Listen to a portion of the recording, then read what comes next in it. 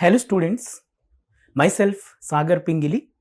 Here I am going to discuss the machine learning concepts.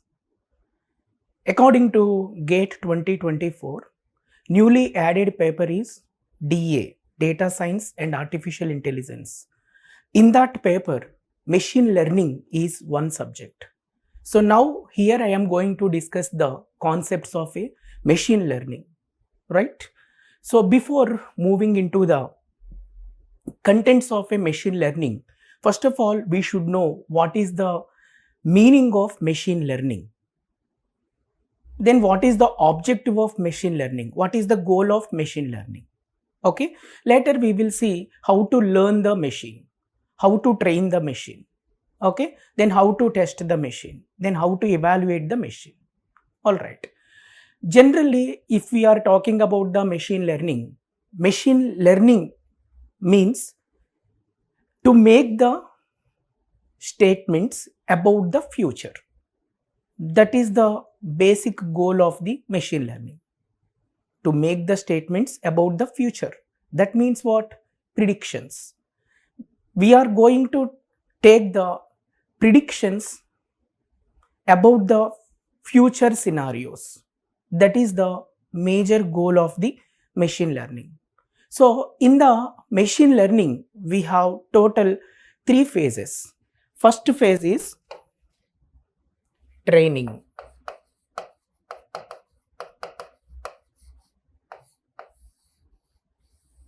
And second phase is testing. And third phase is evaluation.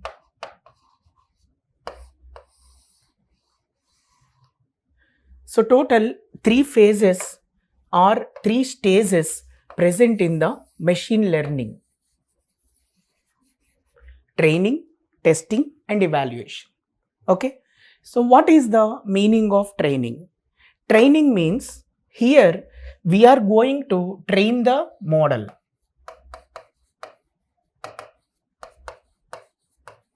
Train the model with respect to historical data set.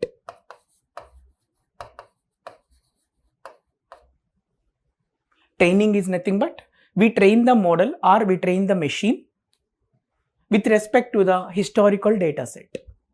After that training, we are going to test the system.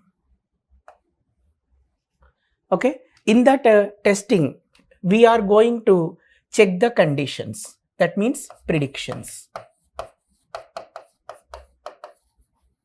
In the testing, we are giving the new input data to the model and identifying the output which is generated from the model. That is nothing but a predictions. Correct?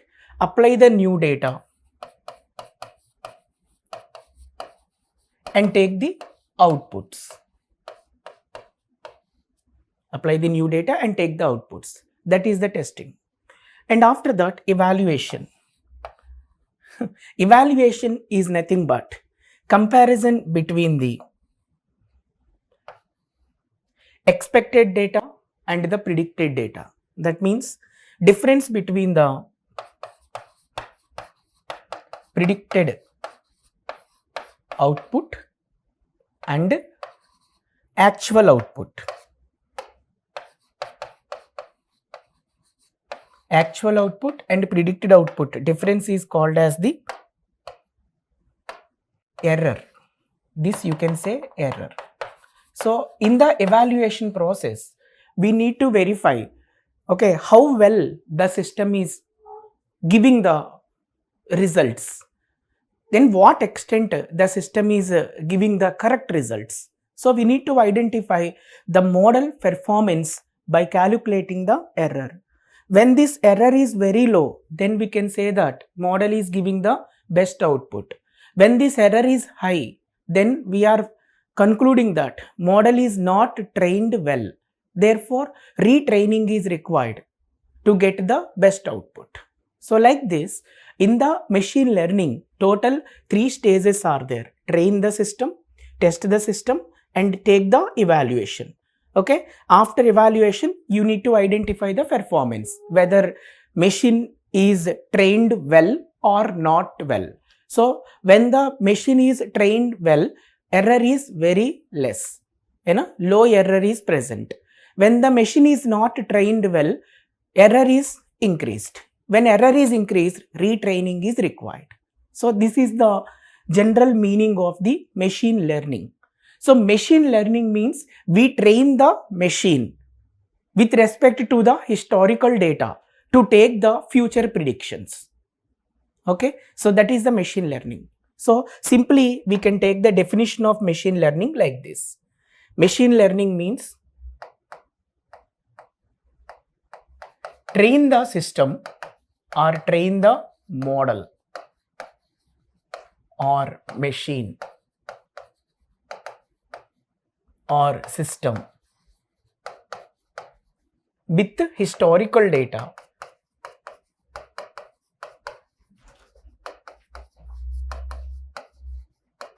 to take the or to make the future predictions.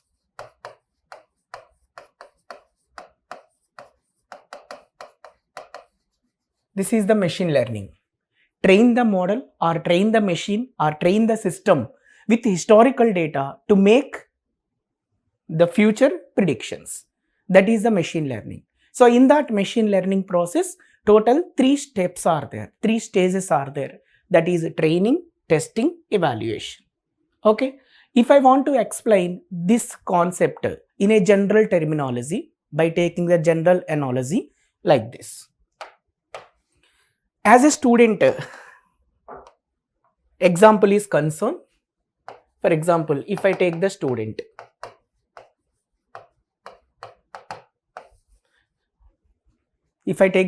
example, first of all, when the student is going to enter into the any institution, right?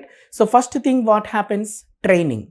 So training is nothing but faculty giving the questions as well as the answers to the students. Question and answers.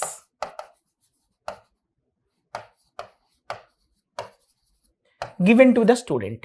That means at the time of learning, when the student is enter into any institution or any college, correct, any university, to learn something, to set the career or to set the dreams, first step taken in that domain is training.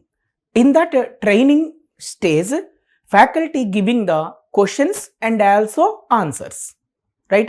Suppose you are in the classroom. When you are in the classroom, faculty explain the concepts. In that concepts, questions are given to the students and answers are also explained by the faculty. So faculty only giving the question, faculty only explain the answer. So that faculty gives the training to the students about the questions and answers.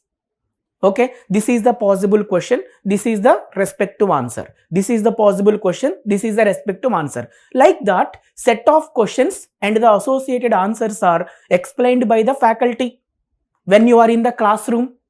So that is called as the training. That is called as the training. Training is nothing but machine learning. Okay, this training is nothing but a machine learning portion. So faculty explain the questions and the possible answers to the students. That means faculty train the students. For what purpose this training is given?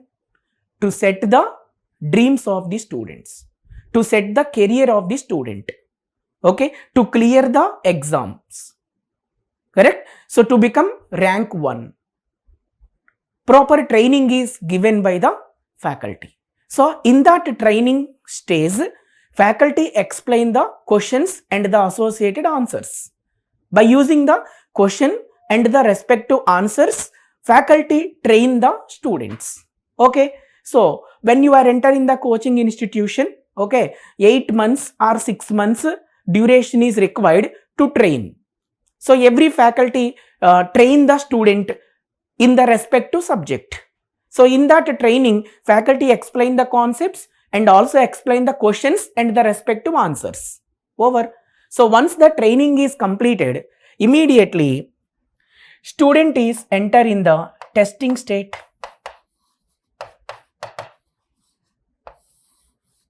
Training is over, student is enter into the testing stage. So what happened in the testing stage? Try to understand this. In the testing stage, only questions are present.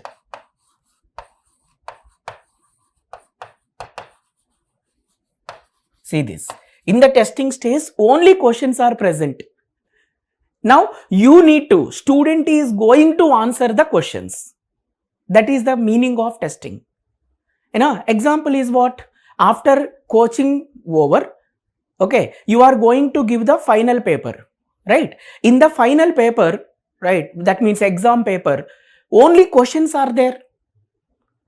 At that time, you only giving the answers. How you are giving the answers? Because your system, your memory system is already trained during the coaching period. Okay, during the coaching period, your memory system is already trained by the faculty with a set of questions and the possible answers. So once that training is already present in your brain, at the time of testing, you are taking the predictions. Prediction is nothing but you are answering the questions. So only questions are there. There is no answers. You are giving the answers. You are giving the answer. That means what? You are predicting with the help of the trained information. With the help of trained information, you are predicting the answers. So that is called as the testing. So here only questions are present. When only questions are present, what you need to do? You need to predict. So here only questions are there. So student predict the answers.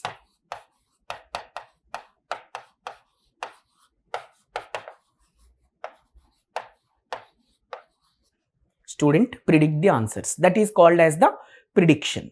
So after training, testing takes place. In the testing, only questions are there. Now student is going to predict the answers.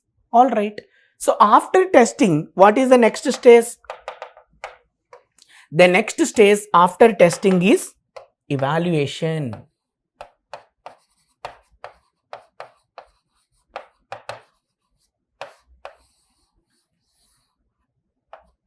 After the testing, next stage is evaluation.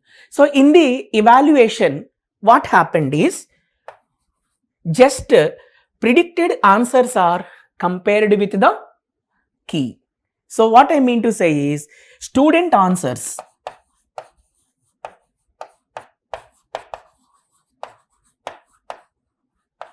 are compared with key. Student answers compared with key. Now you tell. So after this comparison, that means whatever the output answer is predicted by the student, that predicted answer is compared with the key. Okay. So when the predicted answer and key both are matching, error is 0. Okay. When predicted answer and key both are not matching, that itself an error. So on average, you need to calculate the total number of the incorrect answers. When incorrect answers are more, incorrect answers means errors are more, then your training is not good. Okay. When errors are less, then your training is good.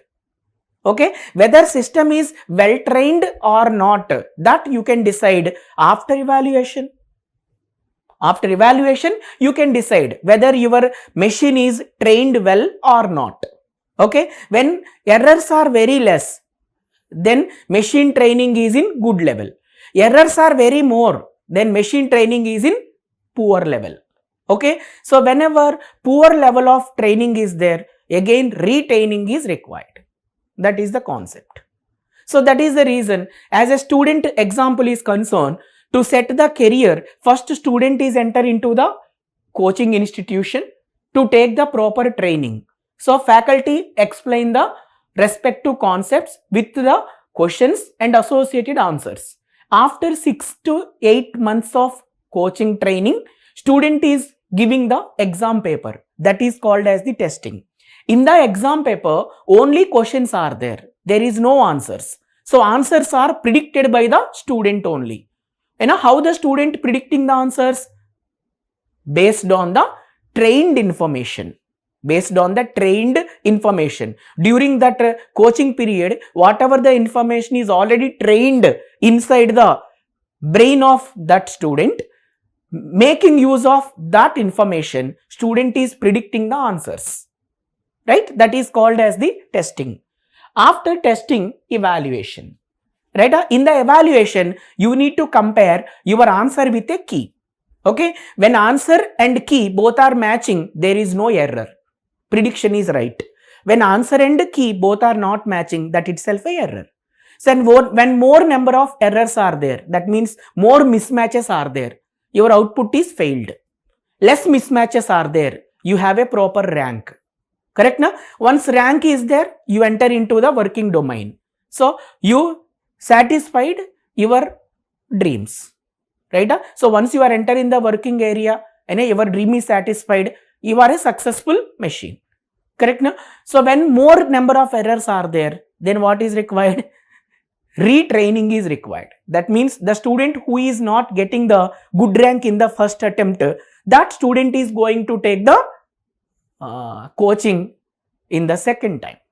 Second time also there is no good rank, then student is going to repeat the training. That means repeat this kind of the training until error become 0 or error become very low.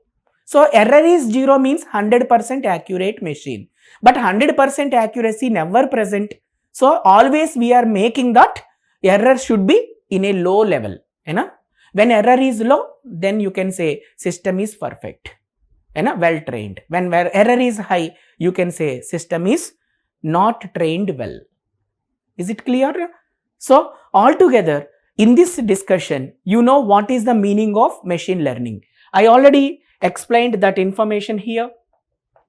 Machine learning point is what?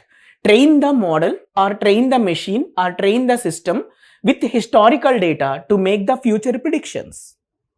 Right? In this machine learning, total 3 stages are there. Training, testing, evaluation. So train the model with respect to historical data set. Test the model with new data to take the proper predictions. After that, evaluate the model. In that evaluation, calculate the error. Error is equal to predicted output minus actual output. When the error is low, system is trained well. When error is high, system is not trained well. Therefore, retraining is required. How long this is repeated? Until errors become very low. That's it. So, to explain this concept, I taken the help of the student. Okay, as a student is concerned, to set the dream or to set the career, to reach the goals, student is taking the proper decision. That means, I want to take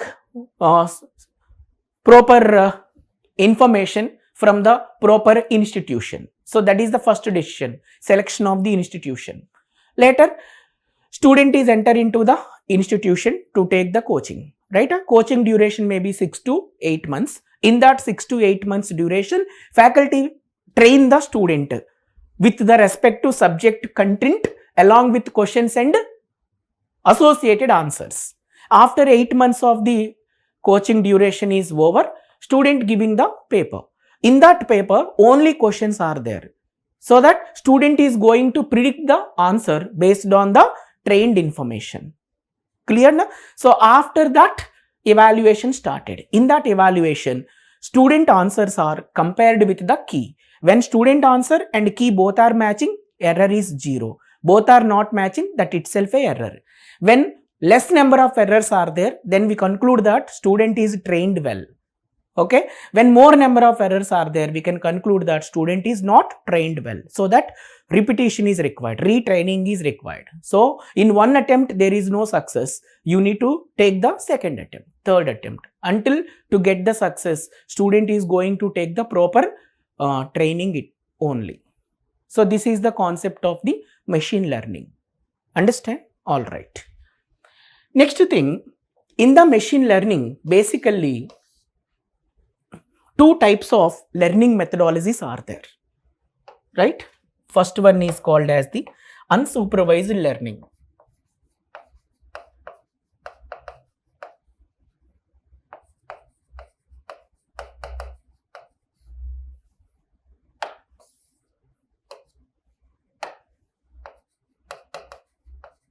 Machine learning is basically two types. According to your syllabus also, two types of machine learnings given.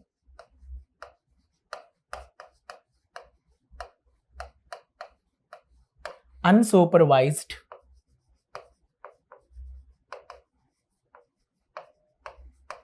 machine learning, and second one, supervised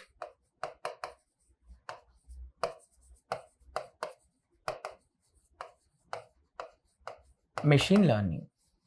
There are two types of machine learnings are there, unsupervised and supervised machine learning. Then what is the difference between unsupervised and supervised machine learning? Okay, that we will see now. First focus on unsupervised machine learning.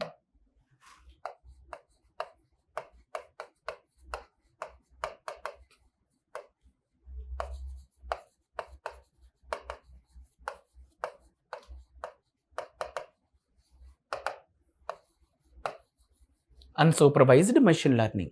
So listen here. In the unsupervised machine learning, there is no proper output data. No proper output. That means no labeled data.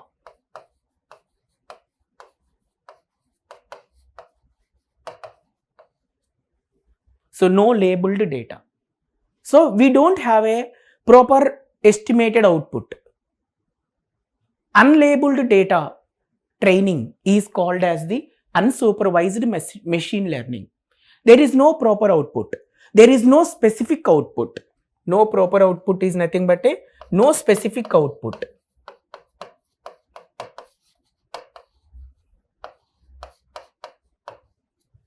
Okay, when there is no specific output, how we are going to train the system?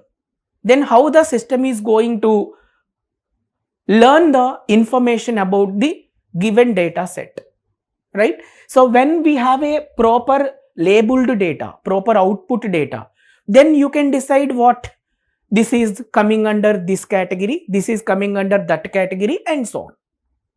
For example, recent problem is COVID problem. So COVID is present or COVID not present. Whether the person got COVID or person does not affected with COVID. You know? So when COVID present or not present, that is called as the labeled data. So immediately you can able to specify the output. COVID present, COVID not present. Person is affected with COVID, person is not affected with COVID. Okay, affected or not affected. So directly we are giving the conclusions. That is called as the labeled data. Right? So unlabeled data means what? You know, there is no labeled data means no specific output. When there is no specific output, then how the learning will be happens?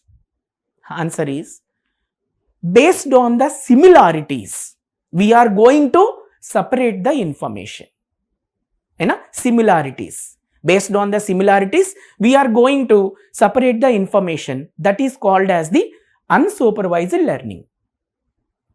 Unsupervised learning means based on the similarity, we are going to separate the given data set into a certain number of the groups. You know, so every group is normally named as the clusters. That means we are clustering the given data set into multiple clusters based on the similarity. Based on the similarity. Correct? So that is named as the unsupervised learning. Example is the recommendations. You see YouTube recommendation, that is unsupervised learning. Instagram recommendations, that is a unsupervised learning. So what it means, suppose in the YouTube, when you are watching the action oriented movies, correct, 1-2 time you are watching the action oriented movies, then that machine understand the mindset of the user. Array, this user is already watched the action oriented movies, so this user mindset or this user always likes action oriented movies. Therefore, whenever action oriented movies data set is present, so those action oriented data movie set will be recommended to that user. So in the next time when you click on the YouTube app, okay na, so there is a list of action movies are displayed and recommended. That recommendation is nothing but a unsupervised learning. Recommendation. So how system is recommending the information?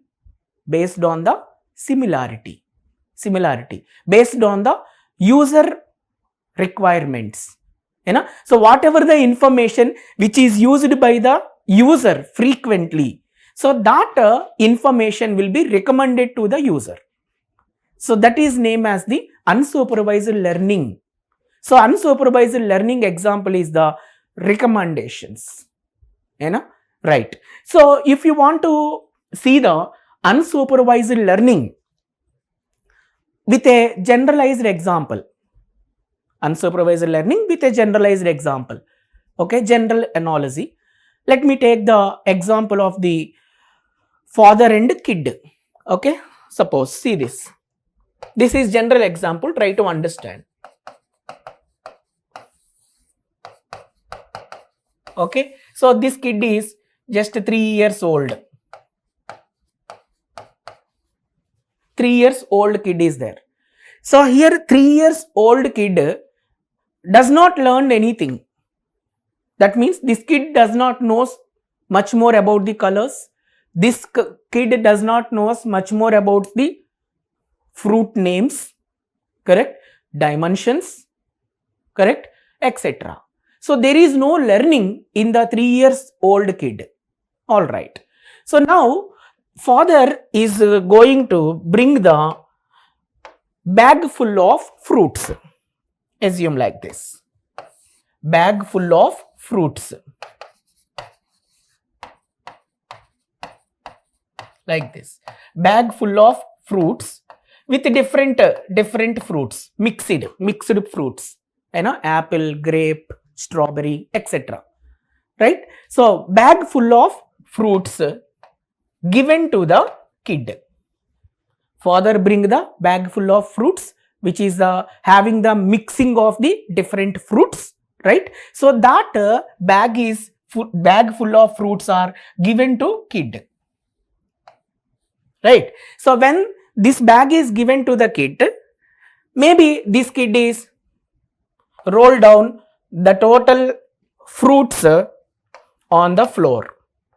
So when the bag is given to, bag full of the fruits given to kid, maybe this kid roll down the total fruits on floor like this.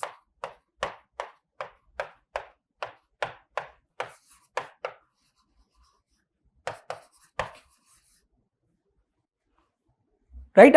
So once the kid roll down all the fruits on floor, then what is the next case? That small kid does not know whether that fruit is a apple, that fruit is a grape, that fruit is a strawberry, etc. Okay, then that small kid is going to separate the fruits based on the colors. So frankly speaking, in that small kid memory, not even colors are not learned.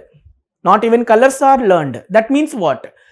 That small kid does not know it is a green color, it is a red color, and so on.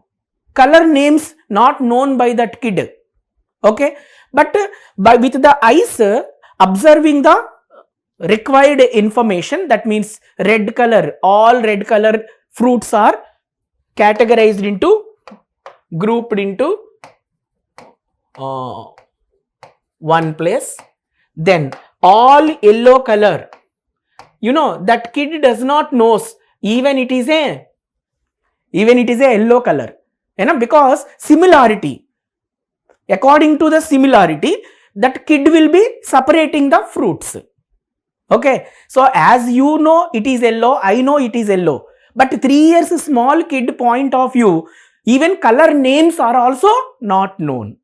Color names are also not known. But how the kid separating the information? Kid separating the information based on the similarity, right?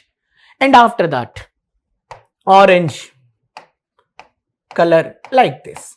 So bag full of fruits given to the kid, then that kid will be roll down the total fruits on floor, later separating the fruits based on the similarity. So all the red color fruits are separated in one entity, and all the yellow color fruits are separated in one entity, and all orange color fruits are separated as one entity. So every group is now usually called as the cluster. Group 1, cluster 1, cluster 2 and cluster 3, like this.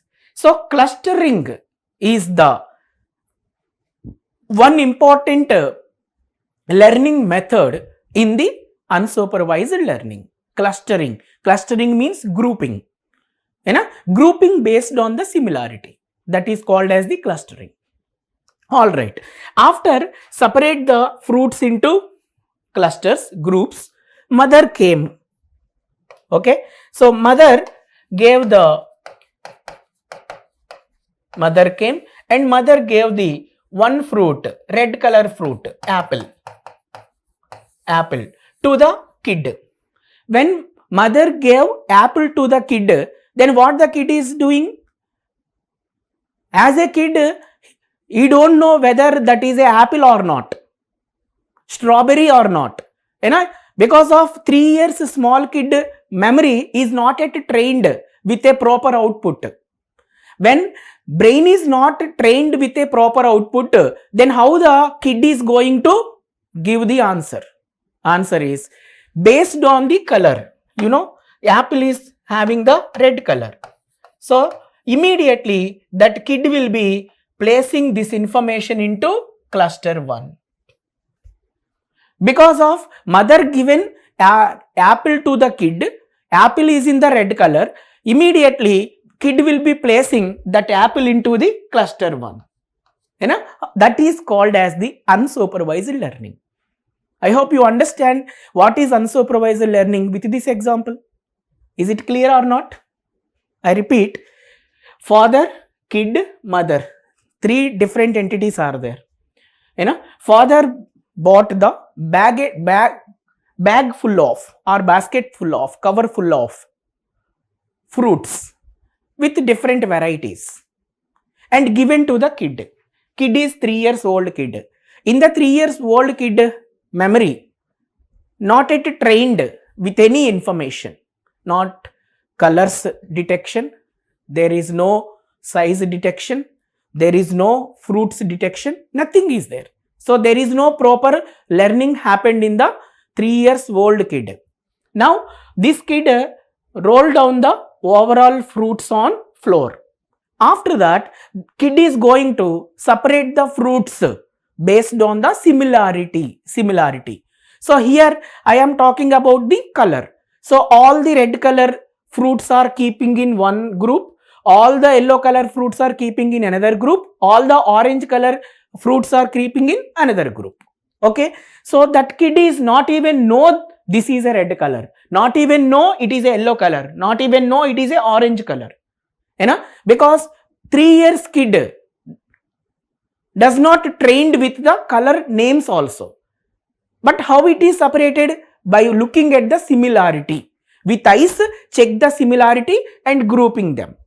That is called as the unsupervised learning. So group is nothing but a clustering. So set of clusters are there, right? So when we are talking about cluster, ye dekho, data points within the cluster having the more similarity, this point having more similarity, this point having more similarity. But data points, say this, data points between the cluster, a data point and this data point, it is having the more dissimilarity.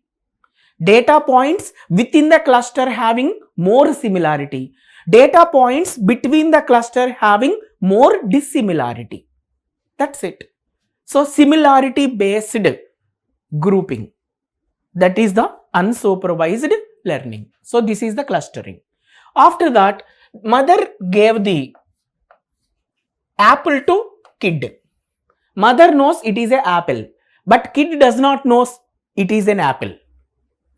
Then what the kid is doing? Just watching the similarity. With eyes, watch the apple and it is in the red color, so that immediately this apple will be placed into the cluster 1. Okay, so this is called as the unsupervised learning. Okay, this is the trained data. Training, this is the training. Training is nothing but a learn the model with some data set. Learn the model with some data set. Without labeling data. Based on the similarity, we are separating the given data set into clusters. Now, mother gave the apple. It is nothing but a testing. So when mother gave the apple, that is testing, then immediately kid will be placing that apple into cluster 1. Because of red color matching, so information will be placed into cluster 1. So this is the prediction. Got the point? So this kind of learning and taking the prediction is called as the unsupervised learning. Okay, so if I teach or if I train kid like this, in the future there is a lot of problems present. What is the problem? Suppose that kid enter into the market. After enter into the market, when the kid is going to purchase something, so kid cannot able to say, give that color, give this color, give that. I saw the kid never asking the information. Then what is required? There is a proper learning required with proper labeled data. So now we are going to train the kid with a proper labeled data. That is called as supervised learning. Correct? Without proper labeled data, if you train the kid like this, this is named as the unsupervised learning. Right? So if you want to train the kid with a labeled data, apple is a apple, orange is a orange, strawberry is a strawberry, like that. With labeled data, if you are going to learn the kid, if you are going to train the kid with a labeled information, so that is called as the supervised learning. Is it clear? All right. Now, if I take the supervised learning, it is like this.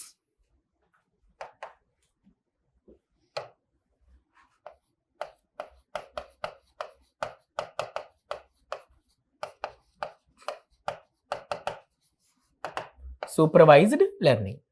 In the supervised learning, we have a specific output, nothing but a labeled data.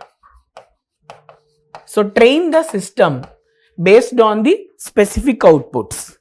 With respect to specific output, we are going to train the system, right? So this is named as the supervised learning. For example, you see this. When we are going to label the data, suppose specific output, labeled data. This is the output parameter. Just see this example, okay? So in this labeled data, we have a apple and we have a green apple, we have a strawberry and we have a green grape.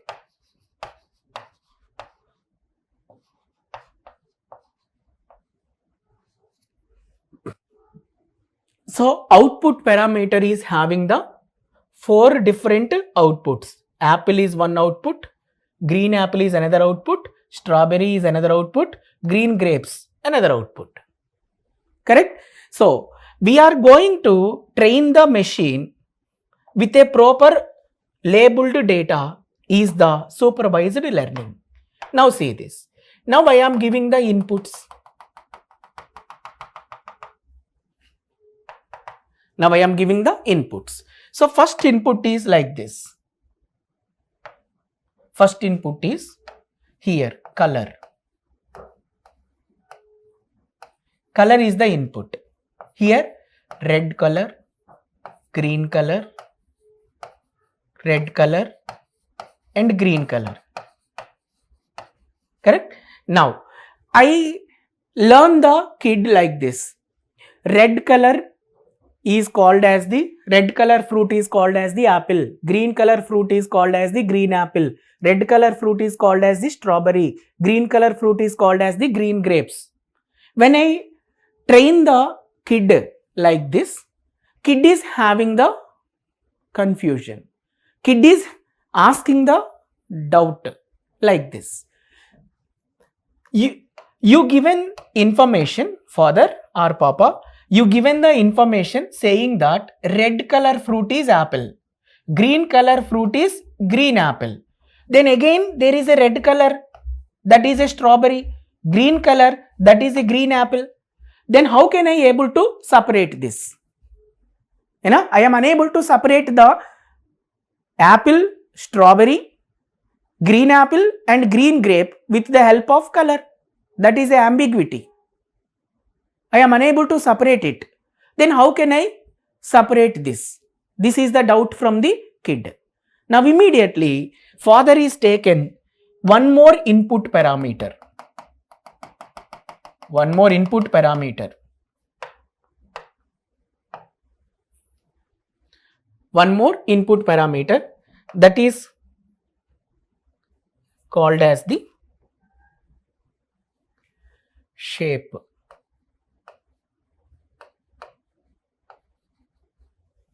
Called as the shape. Okay. So in this shape parameter like this. This is the round shape. This is the round shape. This is the diamond shape or love shape, love symbol shape, heart shape.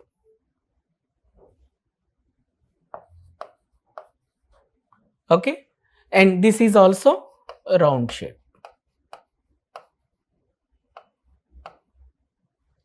See this. So now when I add the shape as a one more input parameter, now I train the system. Shape is round, color is red, called as apple. Shape is round, color is green, called as the green apple. Correct? Shape is diamond, color is red, called as the strawberry.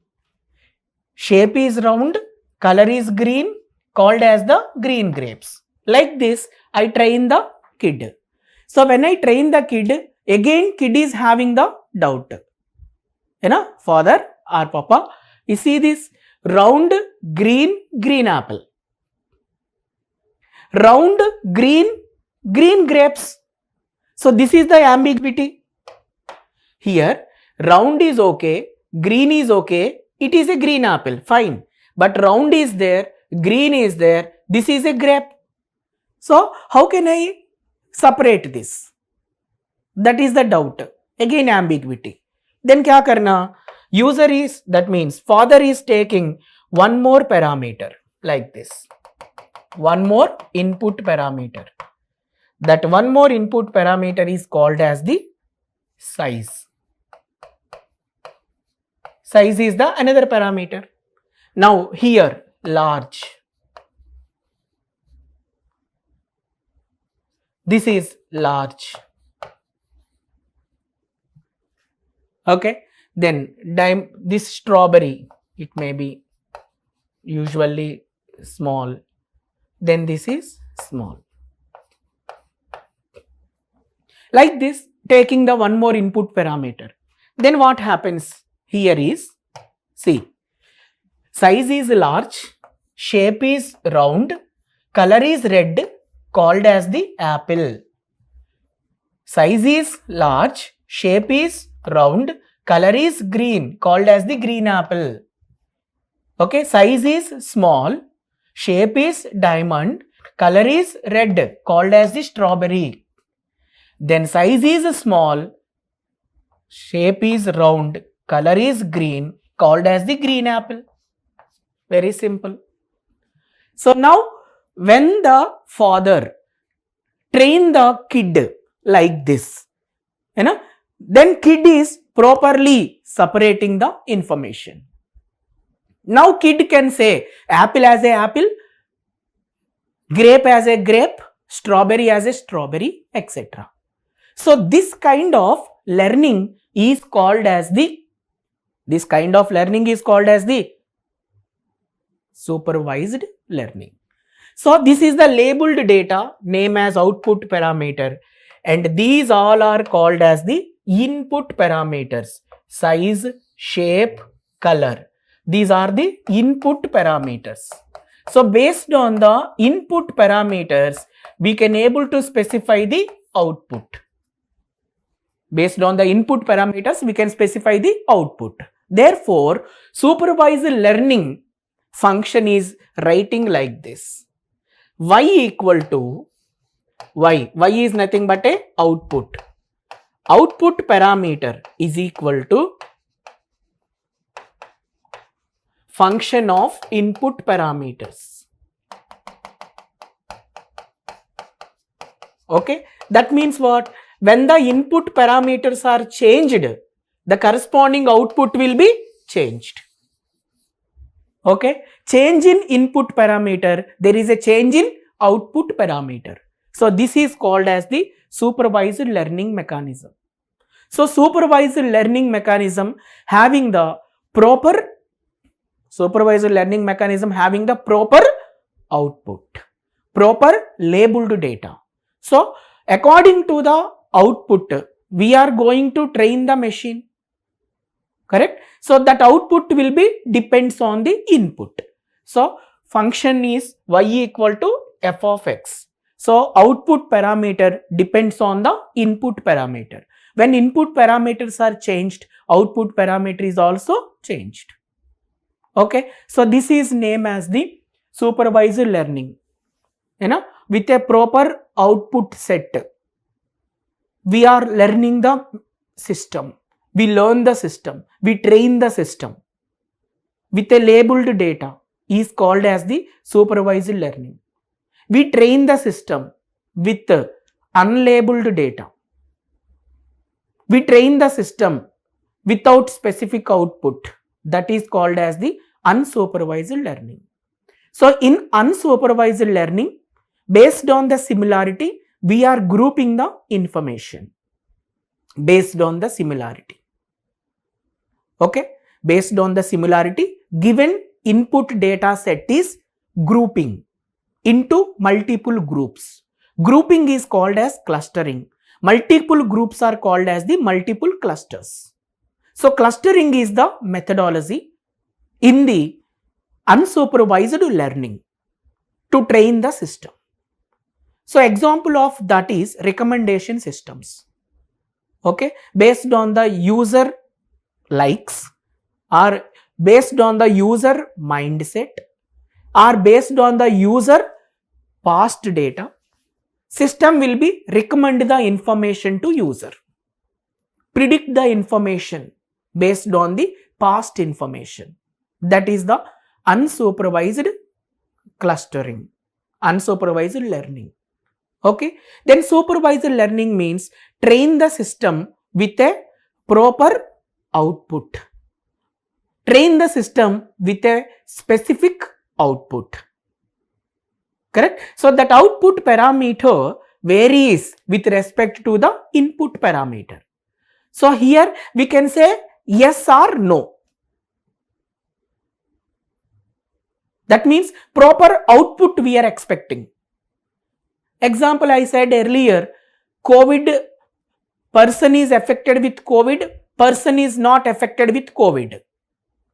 So whether affected or not affected, that is the output set. So once you test the COVID test with respect to a particular person, then compulsory you need to conclude whether COVID is affected, person is affected with COVID or person is not affected with COVID. You need to specify the output after testing. So that is called as the supervised learning. So examples clearly I explained to separate the unsupervised learning and supervised learning. So this is the supervised learning example. Y equal to f of x. Y is the output parameter. So output parameter will be changed with respect to the input parameter. Okay. So this function varies. There are different algorithms present in the supervised learning and also different algorithms are present in the unsupervised learning. Okay. So supervised learning algorithms are linear regression. Okay. In that linear regression, you have a simple linear regression, multiple linear regression, and a logistic regression, and a decision trees, etc. So you have a different algorithms in the supervised learning. Similarly, different algorithms are present in the unsupervised learning. That is k-means algorithm, hierarchical clustering, etc. Okay. So in our syllabus, according to GATE DA paper, we are going to discuss unsupervised learning algorithms and also supervised learning algorithms in detailed, as a concepts along with the questions. That means knowing the concept is one aspect, then how to formulate the concept into questions. So we will see the concept and associated numericals with respect to supervised learning algorithms and unsupervised learning algorithms. That is our syllabus content. Okay. As of now, I hope you understand the meaning of machine learning. I hope you understand meaning of machine learning and also you understand the meaning of unsupervised machine learning and also supervised machine learning. Is it clear? Very nice. Very good. So now we are going to see unsupervised learning algorithms first. After completion of unsupervised learning algorithms, we will see the supervised learning algorithms. Is it okay? So in unsupervised learning mechanism, first we are going to start with the clustering methodology. So clustering. What is cluster? What is clustering? What are the methods are used in the cluster designing? Okay, that we will see. Take heading unsupervised learning.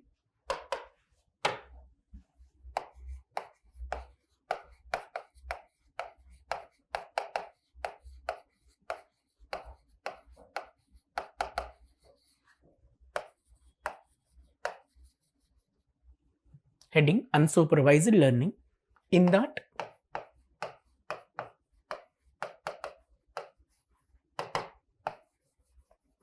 clustering, right? So definition of the cluster is group of a similar data elements. Group of a similar data element is called as cluster.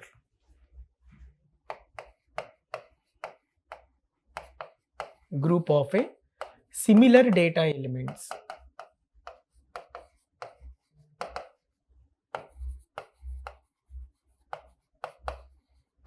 is called as cluster. As we know that unsupervised learning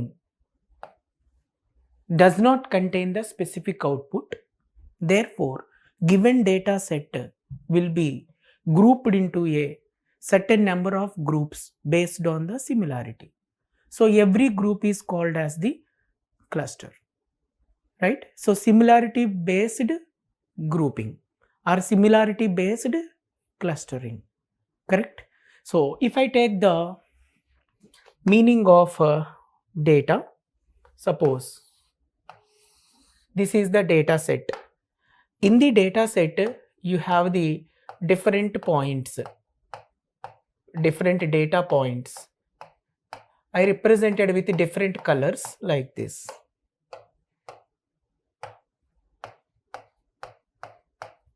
Different data points are present.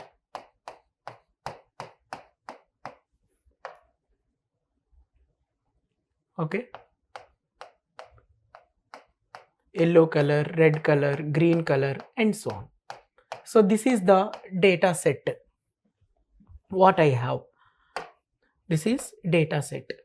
The overall data set is this. Mixing of three category of data elements.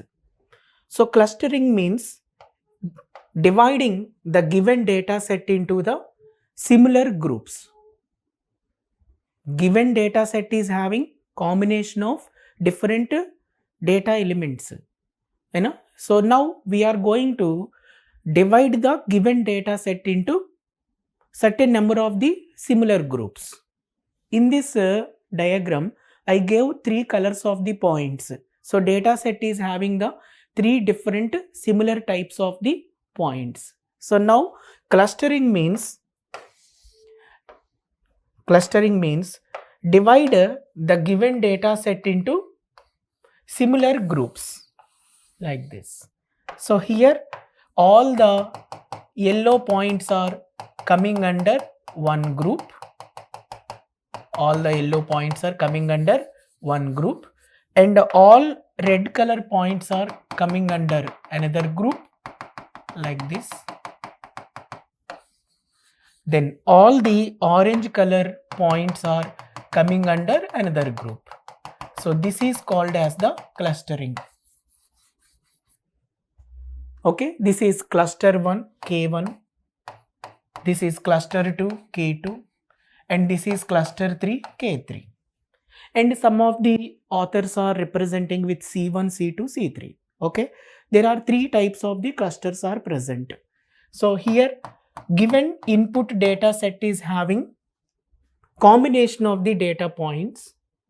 Clustering means group the given data set into a similar data points. Okay, that means from the given data set we are separating the data points based on the similarity. If this is the case, in the clustering, what happened is one data point in the cluster is having more similarity. One data point in the cluster is having more similarity in the another data point in the cluster. So one data point between another data point within the cluster having more similarity. Similarly, this is the data point in the cluster, this is the data point in the cluster. So that similarity between two data points in the same cluster having the more similarity. They are more similar. Okay, so same thing here. One point, another point. 2 points similarity in the same cluster is high. That is more similarity. Right. So based on the similarity, grouping the given data points into clusters. And next thing is what? If you see the data points, this is the data point in one cluster, this is the data point in another cluster, this is the data point in another cluster. If you see the similarity between the data points in the different clusters, they are not at all similar. That is, more dissimilarity.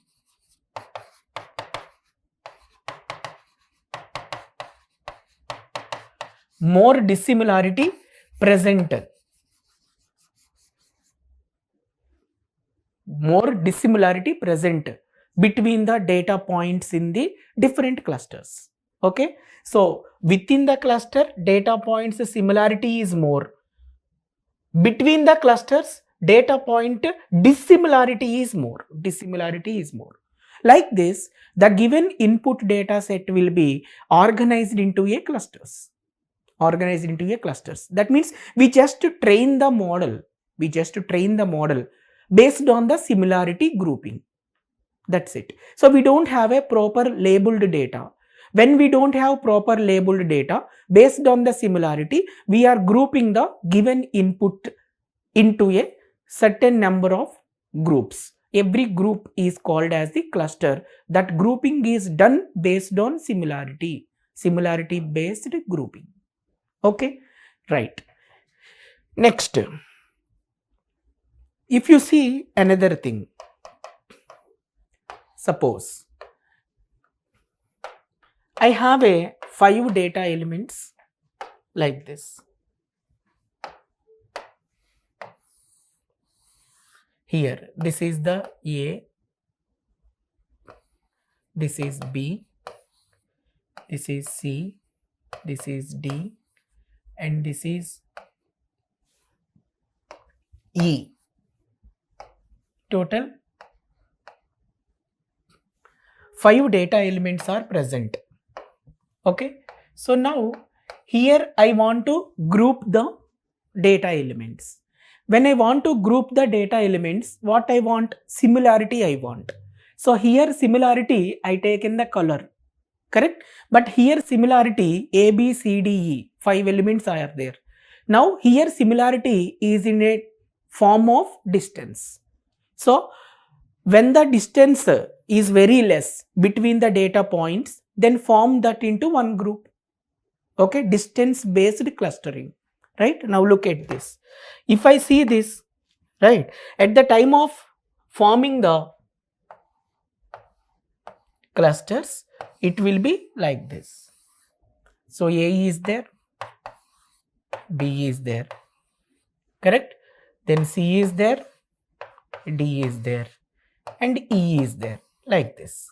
So these are the 5 data elements. So based on the distance, if you observe, A and B both are very close. Therefore, these two are grouped into one cluster. This is K1. Then C and D both are near to each other. C and D. Now this is group as another cluster. Then after that, E is close to K2 cluster. E is far to K1 cluster. So that this E and K2 form as a cluster 3.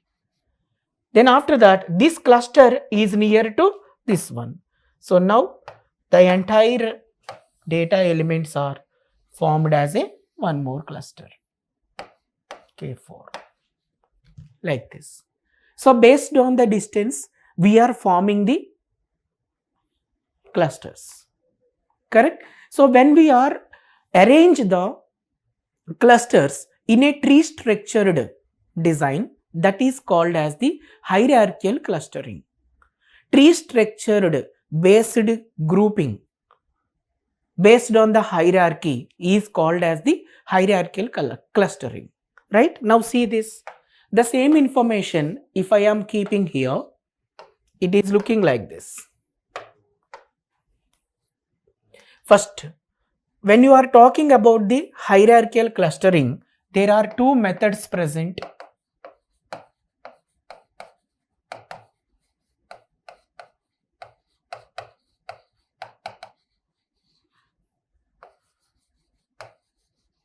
First one is called as the bottom to top approach, because of it is a tree structured. Hierarchical clustering is nothing but a tree structured clustering.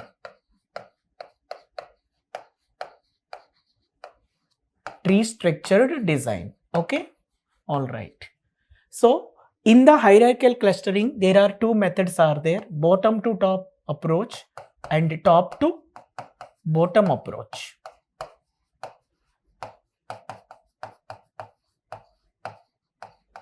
Okay, so bottom to top approach is called as the agglomerative clustering.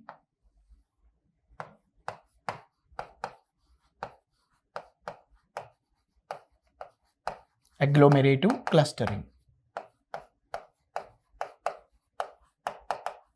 And top to bottom is called as the divisive clustering. There are two types of clusterings present in the hierarchical clustering method. According to our syllabus, hierarchical clustering is there. Okay, so that in the hierarchical clustering, two methods are there, two approaches are there to group the data set into clusters. One is bottom to top approach, second is top to bottom approach. Bottom to top approach is called as the agglomerative clustering and top to bottom is called as the divisive clustering. Okay, as a just common sense, bottom to top means we are taking the individual data points and form the clusters. If you see this basic example, a example if you are watching, then bottom to top approach is looking like this.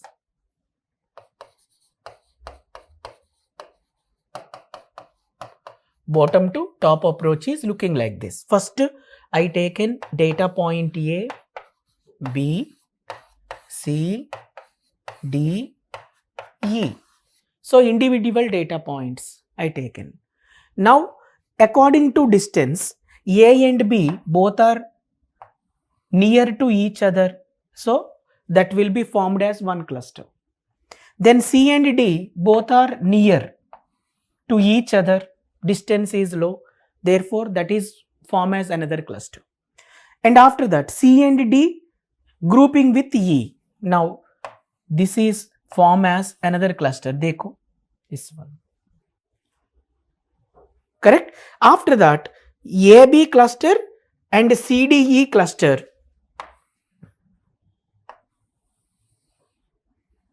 will be formed like this. So this is called as the bottom to top approach. So here cluster 1 is the AB and this is cluster 2 is the CD, cluster 3 is the CDE and cluster 4 is the ABCDE like this. So bottom to top approach is called as the agglomerative clustering. Bottom to top approach of grouping is called as the agglomerative clustering. Then what is divisive clustering? Divisive clustering means top to bottom. First we are taking the A, B, C, D, E. This means this is the diagram. This diagram as a reference. Then how we are applying top to bottom? It is like this.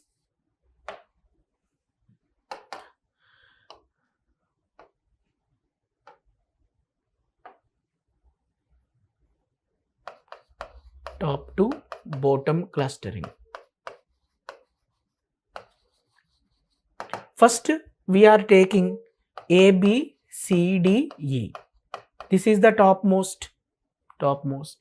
And after that, divide this into two parts. Okay. So what is this? This is the CDE. Then A, B. Like this.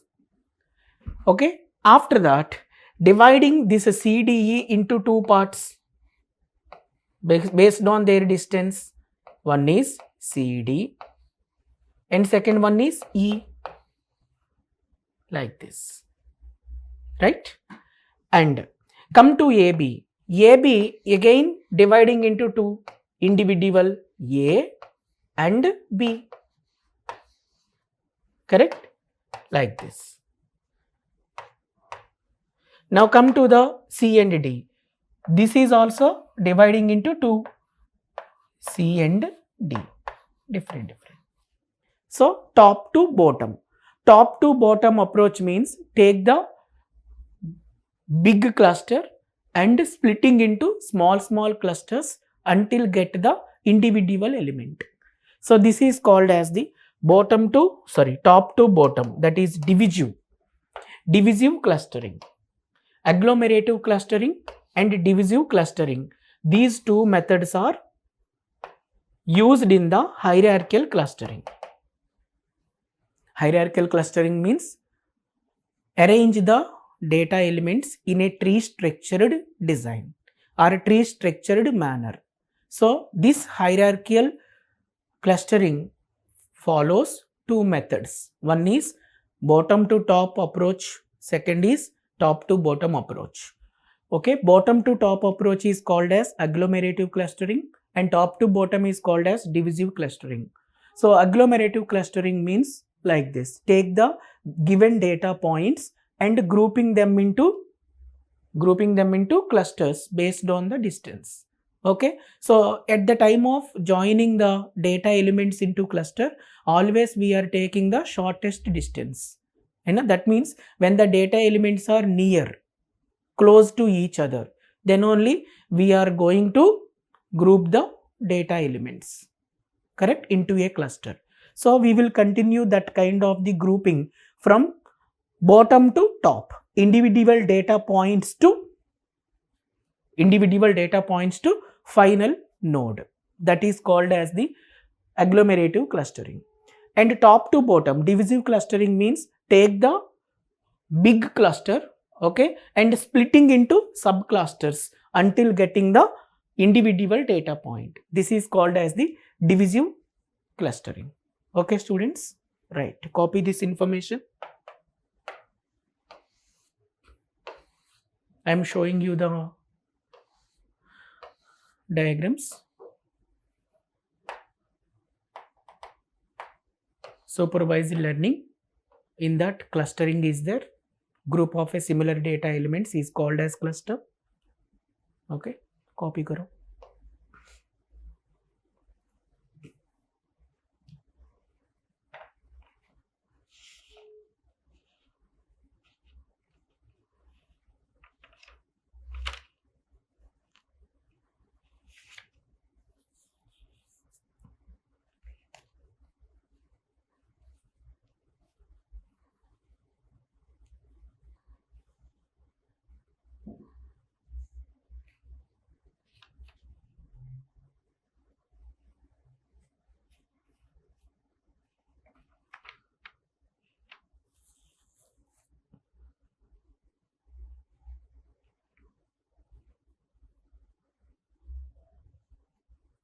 Copied.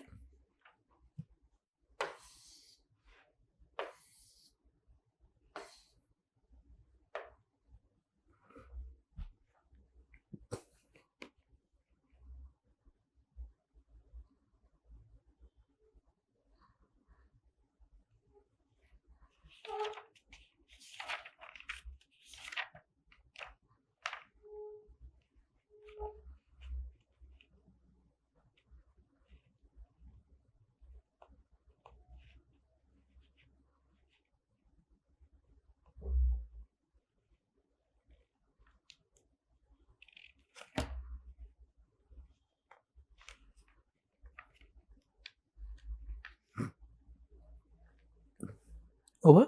All right. Now come to the discussion of the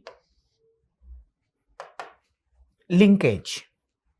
So here in the clustering,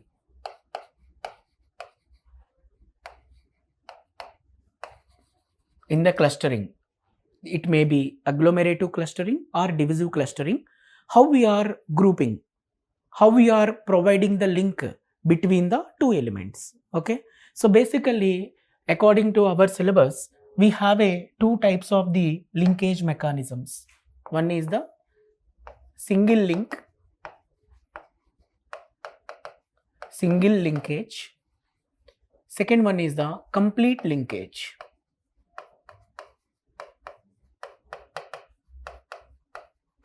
single linkage and complete linkage.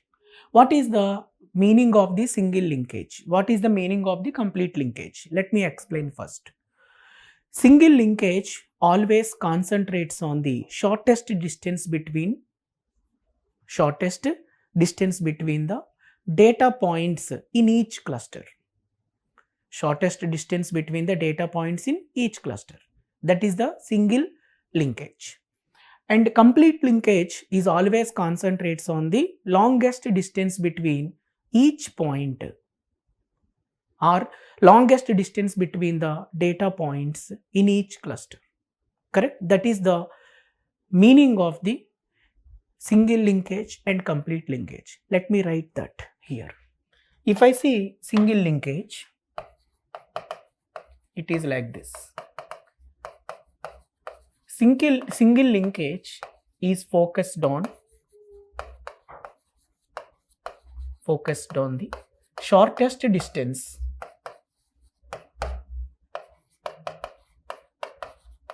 distance between the data points in each cluster.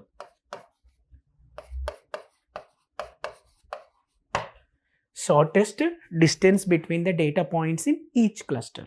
Okay, so here it is like this. Minimum distance of C of I, C of j.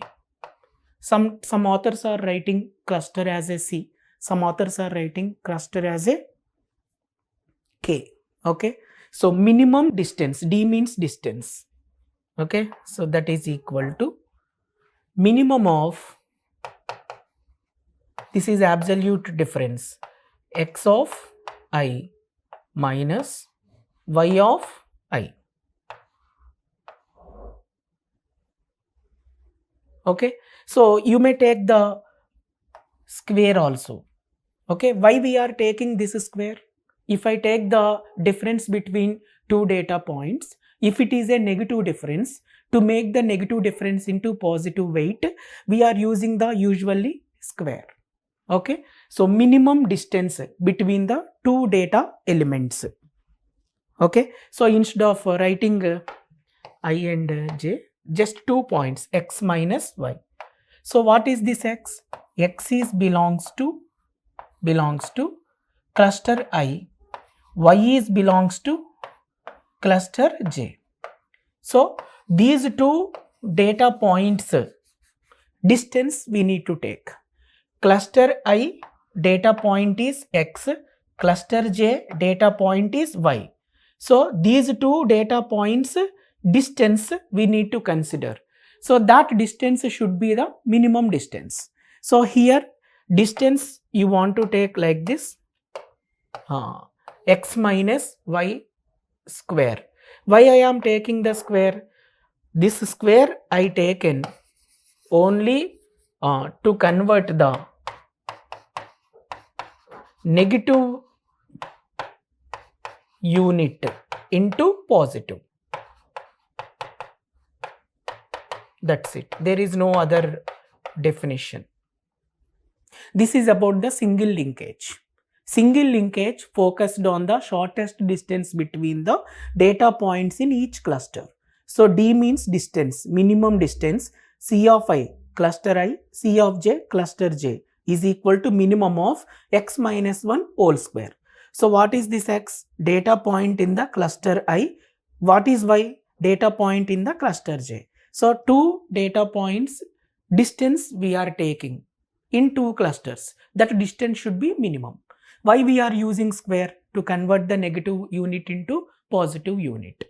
That is the meaning of single linkage. So we will see this single linkage utilization numerically by taking some example later. First copy this. Do it fast.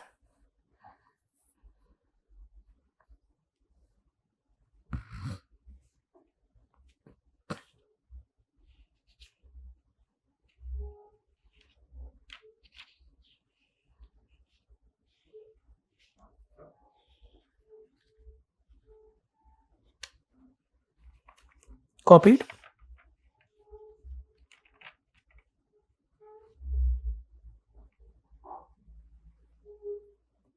Right. Then what is complete linkage?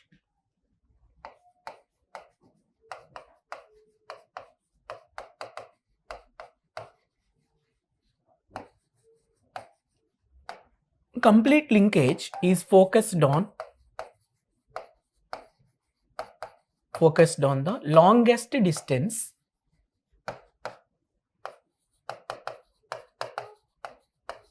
between the data points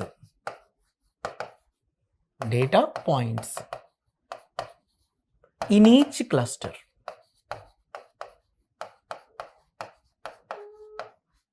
Data points in each cluster. Data points means you may have so many number of points. Now take the difference between two points in the cluster, each cluster. So formula wise, if you say distance maximum of C of I comma C of j. So these two clusters points distance we are taking, that should be maximum. This is equal to max of x minus y whole square, right? So x belongs to cluster I, y belongs to cluster j. Correct? Why we are using the square? We are using the square to convert the negative unit into positive unit only. So absolute value, if you want to represent absolute value, they are writing like this: minimum of absolute x minus y whole square.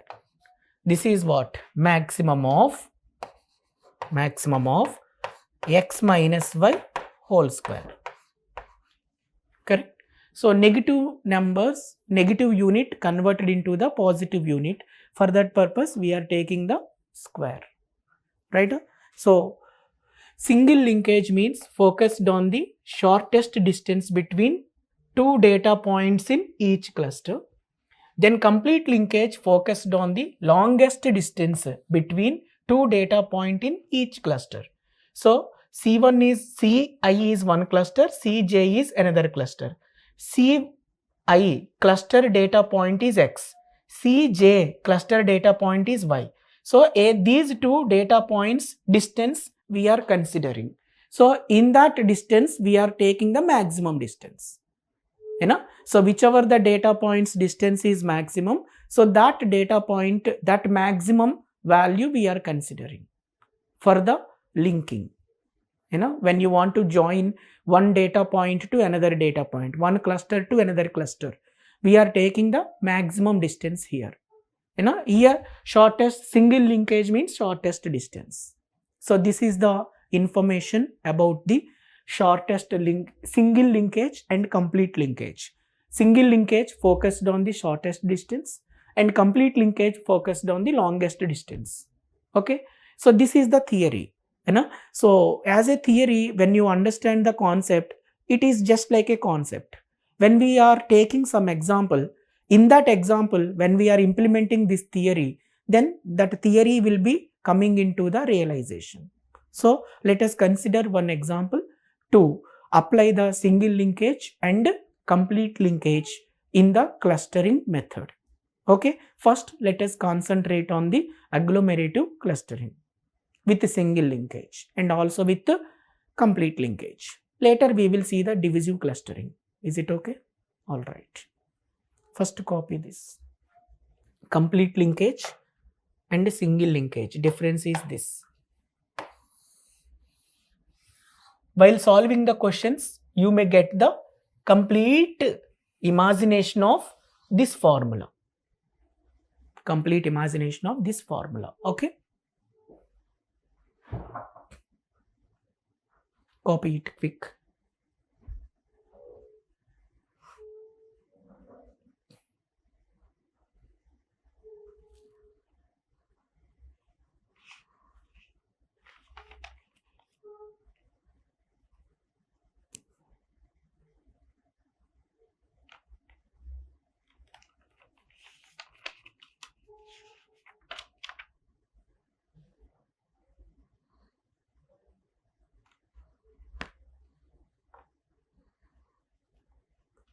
Copied?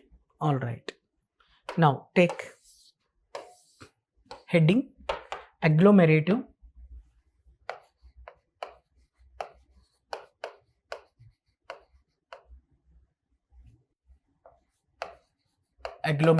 clustering.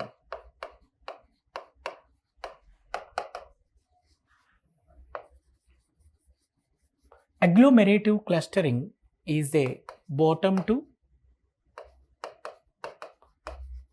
top approach clustering. Bottom to top approach clustering is the agglomerative clustering. All right. So first thing is in the clustering method, whether you are using single linkage or complete linkage, that we will see later. So first what we need to do in the clustering is prepare the distance matrix. Okay, step 1, prepare the distance matrix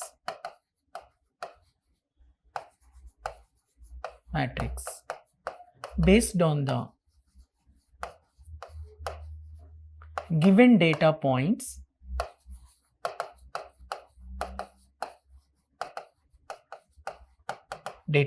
by using the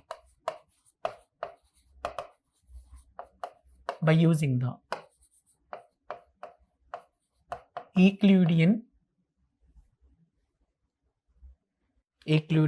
distance.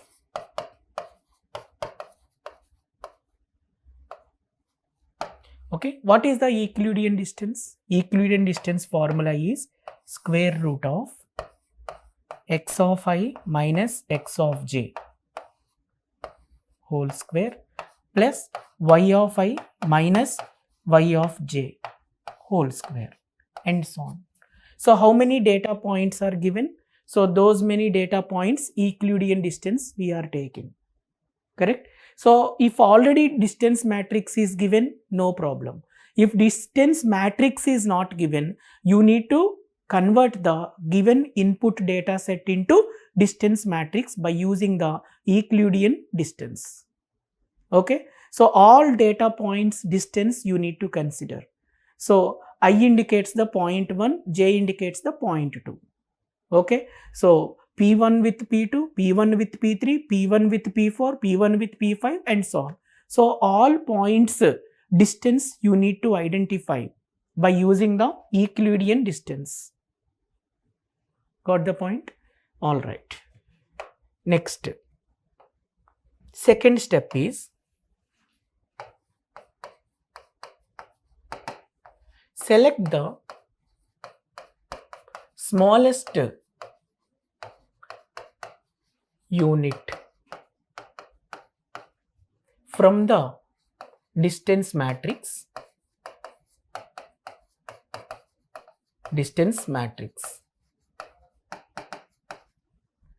and form the cluster.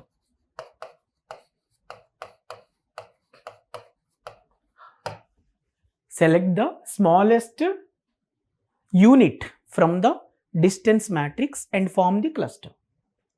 Okay. So first given data set say prepare the data matrix. Later from the data matrix select the smallest data unit and group the cluster. Correct? And after that step 3 is formulate the distance matrix by using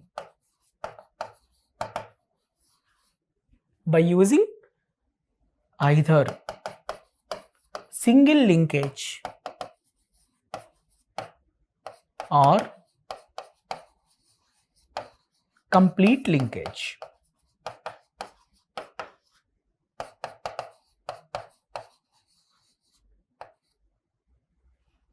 Single linkage or complete linkage techniques.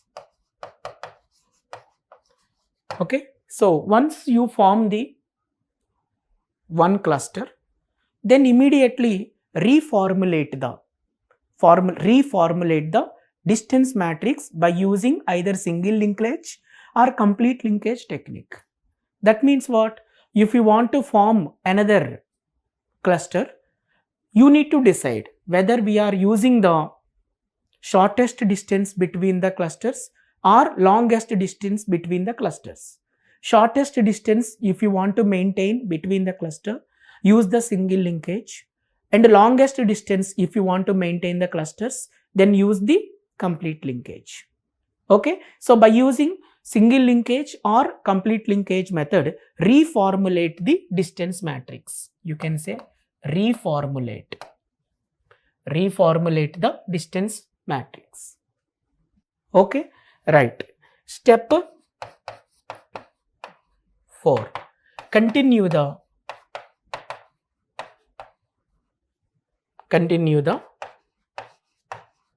step 2 and step 3 until completion of the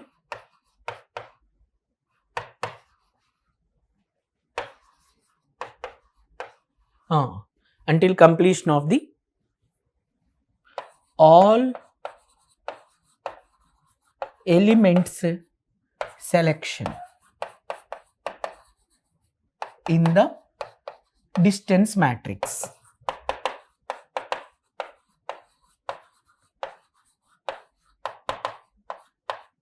All element selection in the distance matrix, or else you can say until, in bracket, until distance matrix become 0. Matrix status become 0.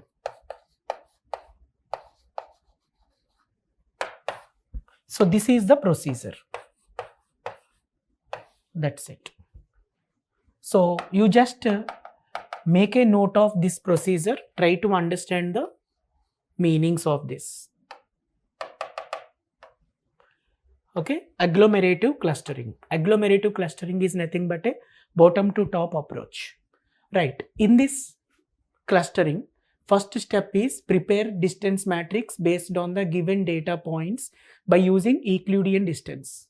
So this is the formula. Euclidean distance is square root of the difference between first 2 data points plus second 2 data points plus third data points and so on. Any number of points they may give, okay, and so on. Input set they may mention any number of columns. Okay, if one column is there, only xy minus xj. If 2 columns are there, xi minus xj plus yi minus yj. If 3 columns are given, 3 input parameters given, 4 input parameters given, and so on. So these terms, how many terms are there? These terms are varies, depends on the number of input parameters.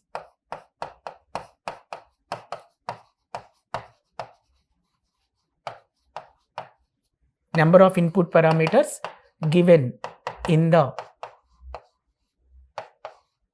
data set. So how many input parameters are given in the data set? Those many terms are coming in this picture. So that you need to identify the equivalence distance between two points, two examples. Okay, all right.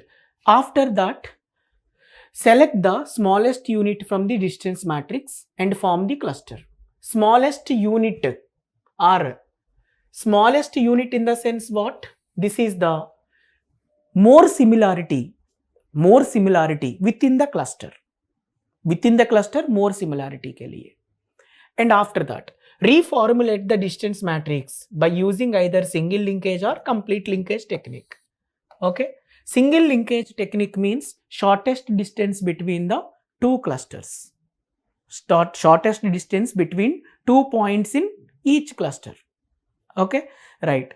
Complete linkage means what? Longest distance between the 2 points in each cluster. So by using either single linkage or complete linkage, reformulate the distance matrix. Okay, so step 4, continue the step 2 and step 3 until completion of all element selection in the distance matrix, or until distance matrix status becomes 0. So repeat step 2, step 3 until the distance matrix becomes 0. So this is the concept. Okay, these steps we should follow in the agglomerative clustering. Okay, that is bottom to top approach of clustering. All of you copy this information. Later I will explain with one example.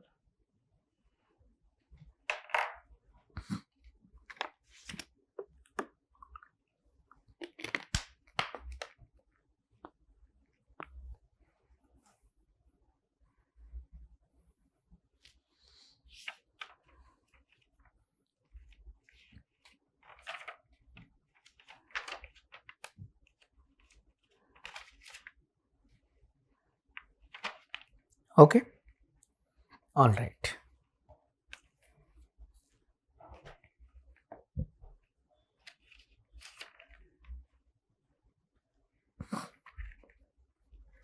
Copying done? Very good. So now let us take the example. Okay, it may consider as a question also. Consider the following distance matrix. I already given the distance matrix.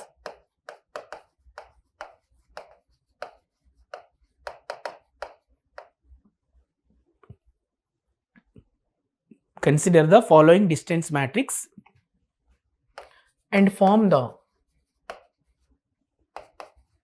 clusters by using agglomerative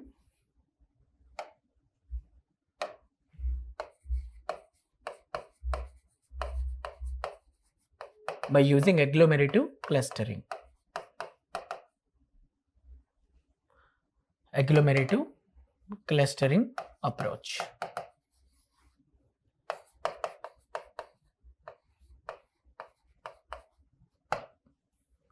Consider the following distance matrix and form the clusters by using agglomerative clustering approach with A. Single linkage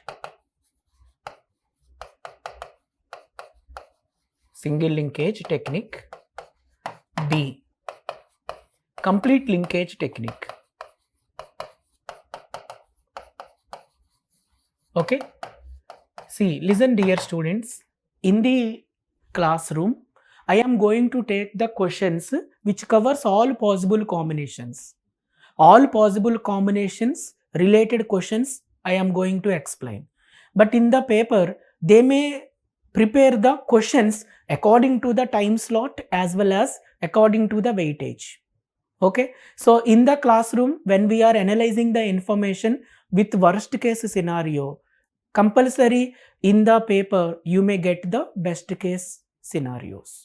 So that's what I am taking the worst case situations which covers all combinations in the questions. All right, fine. Now distance matrix is like this.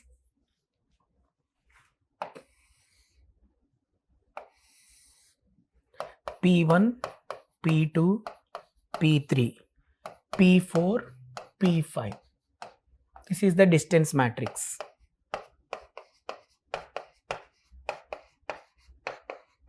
Given here.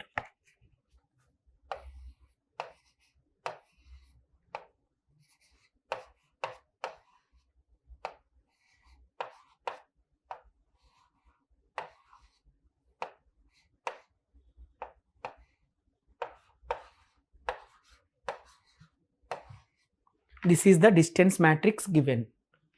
Okay, when distance matrix is given, no need to use any equivalence distances. You know, when raw data is given, then use the equivalence distance and form the distance matrix. Maybe that is a separate question. That also we will see after completion of this. Okay, so consider the following distance matrix and form the clusters by using the agglomerative clustering approach with single linkage technique and complete linkage technique. Okay, this is the matrix given. First copy the question, then I will explain the points.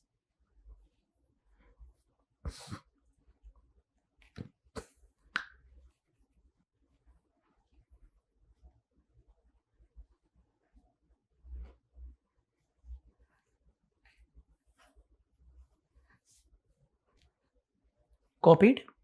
All right. Then what is its meaning?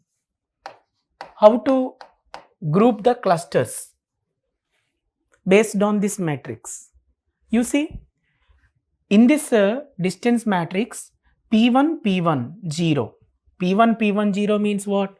Point 1 to point P1 to point P1. Distance is 0. That is its meaning. Point P1 to point P1 distance is 0. Point P2 to point P2 distance is 0. Point P3 to point P3 distance is 0. So compulsory these diagonal lines are 0 because they are the similar points. Diagonal lines are 0 because they are similar points. Na? There is a distance between point 1 is 0. Point 1 distance is always 0. Point 2 distance is always 0. Point 3 distance is always 0. Because of that, in this matrix, diagonal lines values are always 0. All right. Now come to this point 1 to point 2 distance. Point P1 to point P2 distance is 9 units. They given. Point 1 to point 2 distance is 9 units given. Then similarly come to this point P1 to point P3 distance is 3 units. That is given here. Point P1 to point P3 distance is 3 units. Point P2 to point P2 to point P3 distance is 7 units and so on. This is the meaning of this. So now we are going to group the clusters based on the distance. Near points grouping into one cluster. So in the distance matrix, they are given the distance between points. Correct? Na? So point 1 to point 1 distance is 0. Point 1 to point 2 distance is 9. And opposite is also possible. Na? Point 1 to point 2 distance is 9. Point 2 to point 1 distance is also 9. Okay. Then point 1 to point 3 distance is 3. Point 3 to point 1 distance is also 3. Point 2 to point 3 distance is 7. Also point 3 to point 2 distance is 7. Okay. So this is the distance between, distance between any 2 points they given. These all are the distances. Correct? Okay. So distance matrix is already given. Distance between point 1 to point 1 is 0. Distance between point 1 to point 2 is 9. Distance between point 2 to point 1 is also 9 and so on. Okay. So as you know that we have 4 steps. First step is what? Prepare the distance matrix. Prepare the distance matrix based on the equilibrium distance. Right. Second one is what?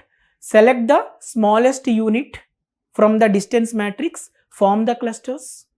And third one, reformulate the distance matrix by using the single linkage or complete linkage method. Fourth step, repeat the step 2 and step 3 until distance matrix becomes 0. Okay, this is the procedure. Right? So in this step 1 we don't want because already question is having the distance matrix. When question contain distance matrix, step 1 not required. Directly move on to step 2. Correct? So here solution kya hai? Select, say this.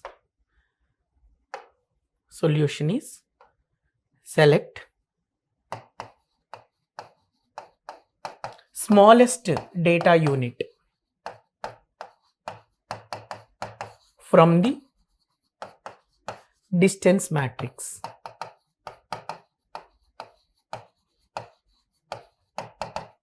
That is, what is the smallest data unit in this? Only one, that is 2. Correct now? Only one smallest value is there, 2. If 2 is repeated, then take the repeated values. If 2 is not repeated, take only 1. So in this total graph, smallest is 2. This is 2. See this. What is the meaning of 2 here? 0.3 and 0.5. 0.3 to 0.5 distance or 0.5 to 0.3 distance is 2. They are very near. When they are very near to each other, then form the cluster. So, form the cluster between the points.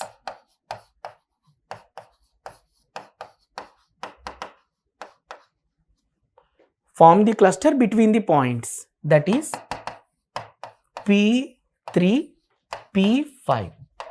It become one cluster. P3 and P5 become one cluster.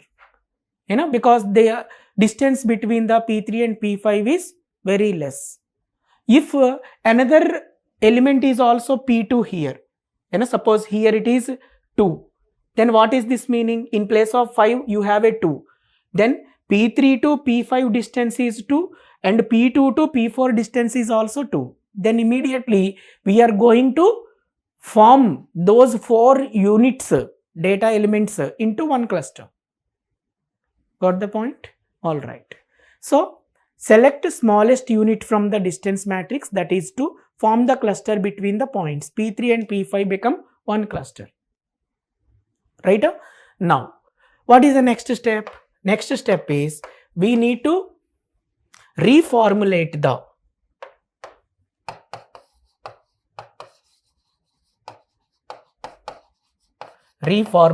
distance matrix. Okay, by using now here I am taking single linkage. Now I am using single linkage method. Later we will see the complete linkage method. Okay, so now here one important point is how to form the clusters. Okay, I ask you to form cluster between P3 and P5. So to form this cluster, we are using the dendrograms. So dendrogram is used to form the cluster. So dendrogram representation is like this. Okay, let me take dendrogram here. Dendrogram representation is y-axis, right? And this is x-axis. All right. So this is 0, 1, 2, 3, 4, 5, 6, 7, 8, 9, 10, 11. Why I taken 11? Because in the distance matrix, maximum value is 11. Distance matrix mein maximum value is 11. So 11 unit, up to 11 units, I taken the dendrogram. This is the dendrogram. Okay, draw the hierarchical tree by using the dendrogram. Correct? Now after that, what you have here? Here we have a points. X-axis mein you have the points. Dendrogram is that. Now here points. P1, maybe P3, P5, okay, P4, P2, like this. Anything. Even you are taking the order wise or you are taking the different, that is your choice. Right? So now here, if I put information like this, now come to the point. What is the discussion here? In the time unit 2, exactly here, a time unit 2, distance is small. Then P3 and P5 become one cluster. This is the meaning of bottom to top. Right? Time unit 2. Unit 2 में minimum unit is 2. That's what here you have a cluster. This is one cluster, P3 and P5. Okay, now we are going to take the reformulation of the distance matrix. Okay, after form the first cluster, our graph is looking like this. That means our matrix is looking like this. Reformulation. See this. P1, okay, P2, now P3, P5 and P4. Similarly, P1, P2, P3, P5 and P4. This is the graph. You know diagonal lines are always 0. Correct? 0, 0, 0 and 0. Alright. Diagonal lines are always 0. Correct now? P1 to P2 distance is always already same 9. P1 to P2 distance. So now P1 to P3 and P5. Now this is a question mark. What is this? And now P2 to P3, P5. This is also question mark. Alright. Now P1 to P4. P1 to P4. That value is already present in the original distance matrix 6. Then P2 to P4. P2 to P4. That is already present. That is 5. Okay. So now P3, P5 to P4. Now this is also the question mark. This is a question mark. Okay. Because new clusters are coming here. I saw. So if you want to reveal the value of this question mark, now you need to apply whether single linkage or complete linkage. They are saying single linkage technique. When it is single linkage technique, you need to take the minimum distance between these points. Minimum distance between these points. Is it okay? Alright. That is like this. Minimum distance. How to take minimum distance? Observe. Now here, listen carefully. Distance between P1 comma P3, P5. Okay. So this is equal to minimum distance P1 comma P3, P5. Minimum distance of distance between P1, P3 comma distance between P1, P5. Okay. P1, P3 distance comma P1, P5 distance minimum value. That is equal to minimum of, okay, distance between P1, P3. What is that? P1, P3 distance. P1, P3 distance is 3. This is 3, comma, distance between P1 and P5. P1 and P5 distance is 11. This is 11. So, what is the minimum value? 3. I want 3. Okay. If you apply the complete linkage may maximum. So, value should be 11. Now, here it is single linkage, minimum. Minimum is 3. Then straight away, this question mark is replaced with 3. Understood? Right. Next, distance between P2 comma P3, P5. Okay. Now I want minimum distance. So minimum of distance between P2, P3 comma distance between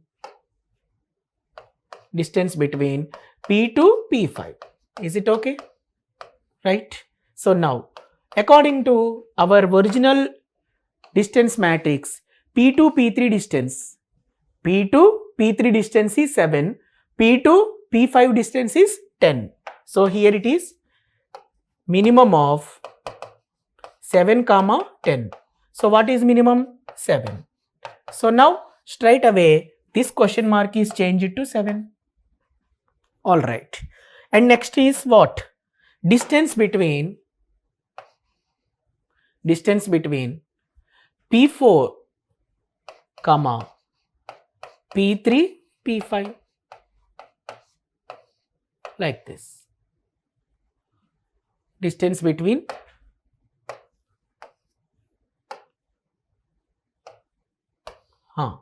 P4 comma P3 P5. So we are taking the minimum distance. So minimum of, because single linkage, distance between P4 P3 comma distance between P4 P5. What is that? Minimum of, see the original distance matrix, P4 P3, P4 P3 9 and P4 P5. See this, P4 P3 is 9, okay, P4 P5 is 8, 9 comma 8. So this is 9 comma 8. So minimum value is what? 8.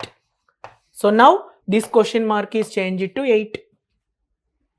Minimum distance. Is it clear, students? Hope you understand. So what exactly its meaning? So here meaning is like this. P1 is there, P3, P5 is there. So these two are connected. So ये दोनों distance, this is distance, this is the distance. ये दोनों में minimum distance we are taking, minimum D. Similarly, this is P2, 0.2, 0.3, 0.5. We are taking the distance between P2, P3, P2, P5, distance. And after that, minimum distance we are taking because single linkage. Next, this is what? P4, P3, P5. Distance between P4, P3, P4, P5 taken. So in that we are using the minimum distance. Is it clear now? So by using single linkage means minimum distance between 2 points in each cluster. Okay, right. We form the new distance matrix. Yes, this is the new distance matrix. Right.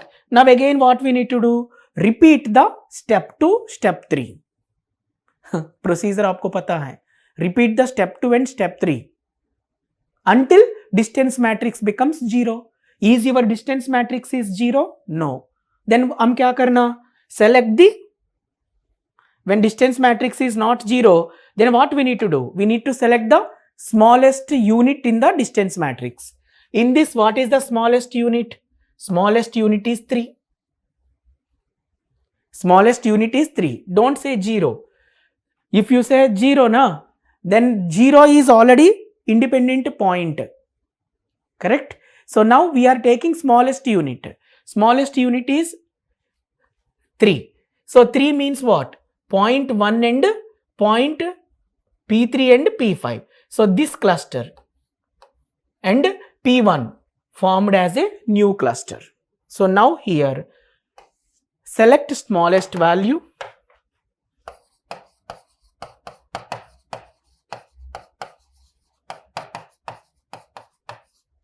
that is 3.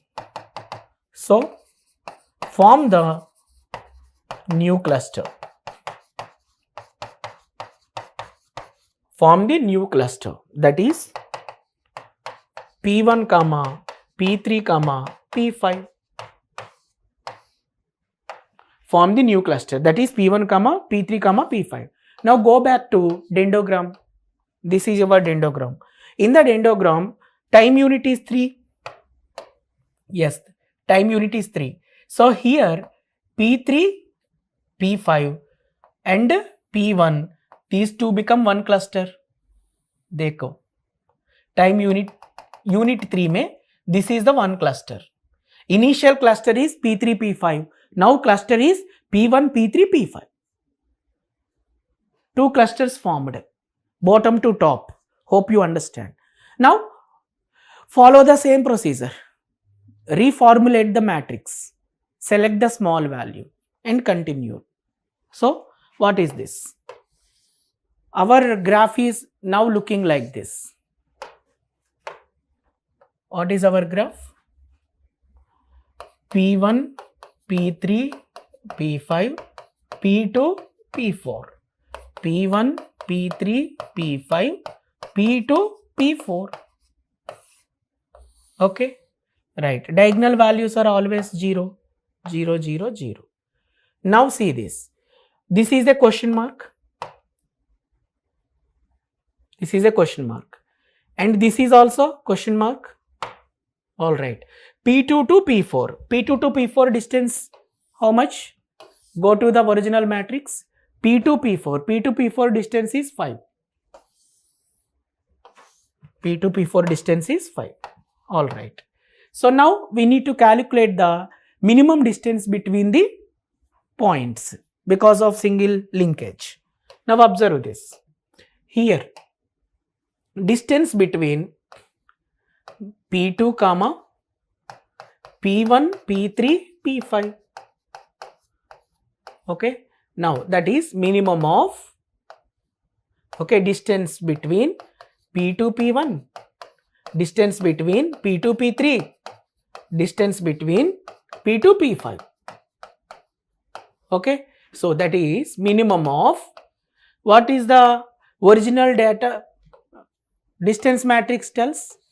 P2, P1. P2, P1 distance is 9. P2, P3 distance is 7. P2, P5 distance is P2, P5 distance is 10. 9, 7, 10. This is 9, 7, 10. So minimum is what? 7. So straight away this is replaced with 7. Done. Similarly, what we need to calculate? We need to calculate distance between P4 comma P1, P3, P5. This we need to calculate. Now here minimum of distance between P4, P1, distance between P4, P3, distance between P4, P5.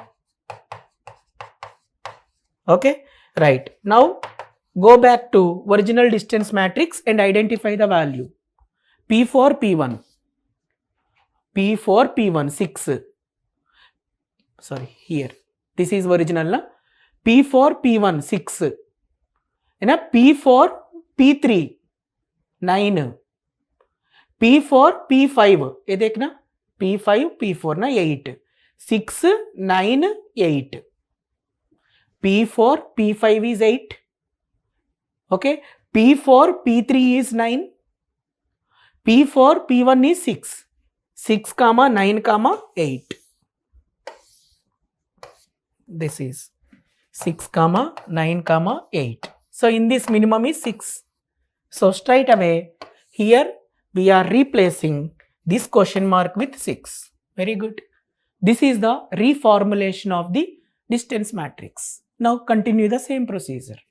What is the next procedure? Continue the same. Same matlab select the small value. What is the small value here? 6, 5, 7. Small is 5. So now what is the point here? Select smallest unit from the matrix. That is 5. Okay. So form the new cluster.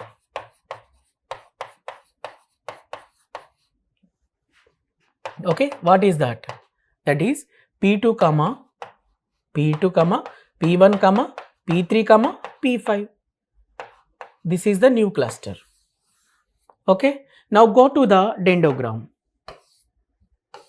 Yes, this is the dendrogram. So in this dendrogram, what we need to do? You just change this. This is P2, P4. So in the dendrogram, time unit kya hai abhi? Now time unit is 6. Unit is 6. So in this 6, okay, this cluster will be grouped with this. Okay, P2 grouped with the previous cluster. This is bottom to top. Bottom to top. Is it okay? Right. Now come back. Reformulate this again. What is the graph now? Now the graph is like this. P1, P2, P3, P5 and P4. P1, P2, P3, P5 and P4. Okay, diagonal values are 0. Correct? Now here we need to put this. What is the value? Correct? So now here we need to take the distance between P4 comma P1, P2, P3, P5. Okay, so now minimum distance, single linkage, minimum of distance between P4, P1, distance between P4, P2, distance between P4, P3, distance between P4, P5. Yes, take that. Now go back to the original distance matrix. This is the original distance matrix. Okay, so P4, P1, 6. P4, P2, 5. P4, P3, 9. P4, P5, 8. ये है 6, 5, 9, 8. 6, 5, 9, 8.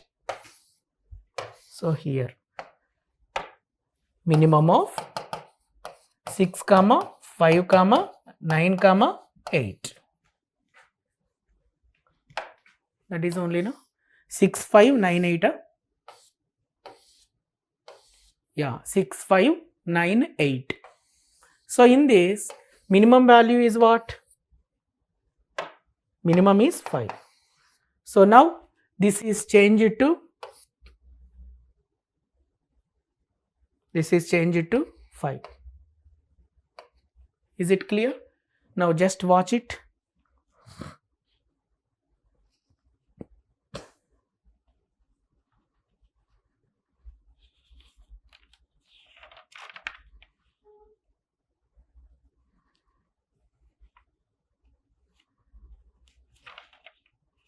Watch the concept.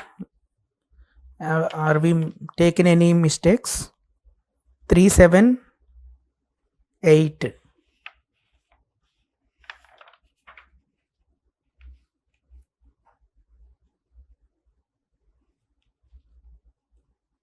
Yeah, previously what happened? P2, P4, na? Yes, there is a small mistake occurred here. What is the small mistake? P2, P4 here. Just see this.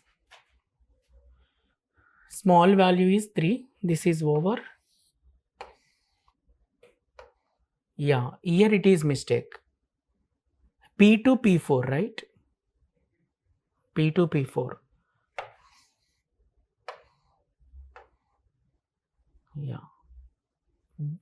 Yeah, this is the mistake actually. P2, P4. Array. P2, P4 it is. So in your dendrogram,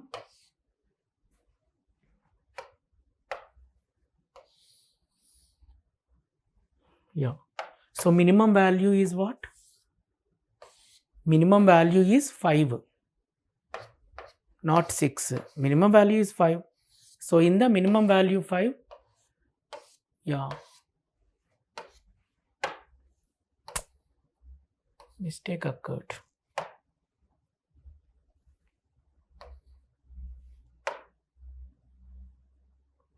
Yeah, minimum value 5. Here this is formed P2 and P4. This is formed, no? All right. So now coming to this.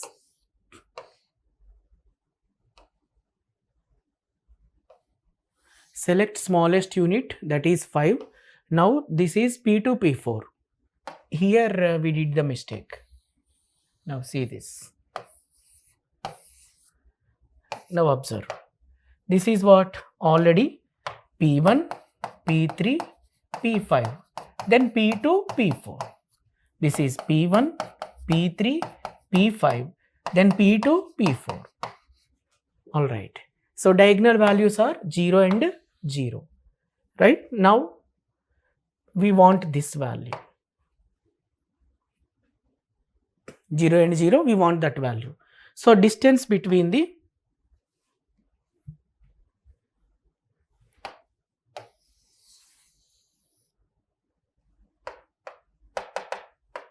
distance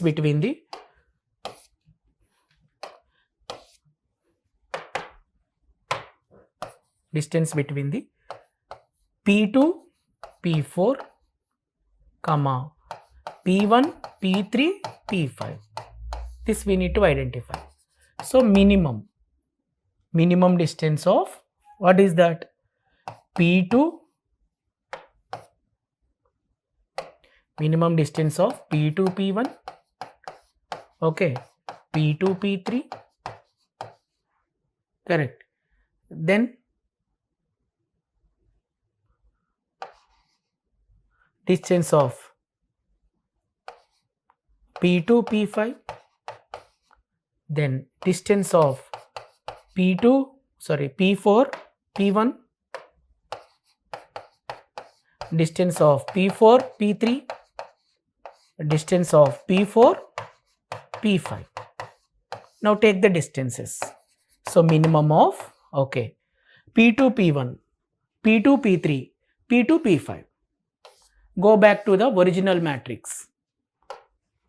P2, P1, 9. P2, P1. P2, P3, 7. P2, P5, 10.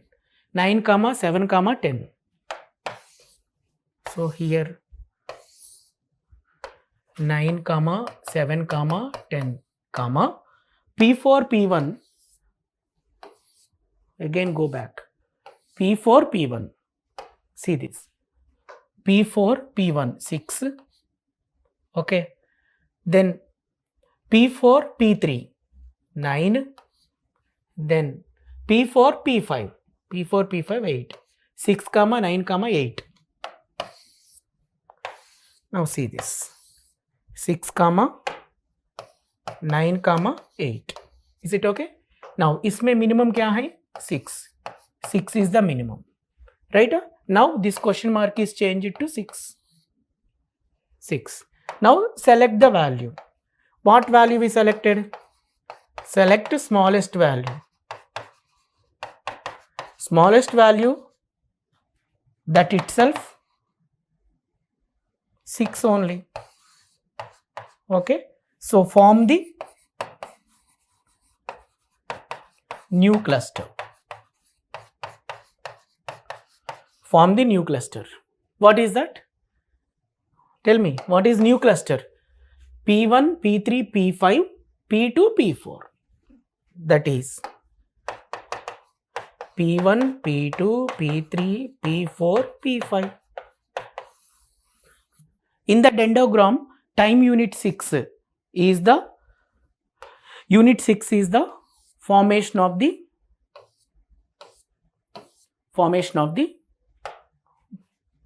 cluster. Now see this. This is the 6. So minimum distance between the two clusters. So this is the bottom to top approach. Agglomerative clustering means this. Okay. So first this is formed. All of you look at this. This is the first one, first cluster. This is the second one. This is the third one. This is the fourth one. Okay. So what is this meaning?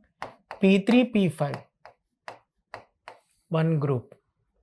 Then P1, another.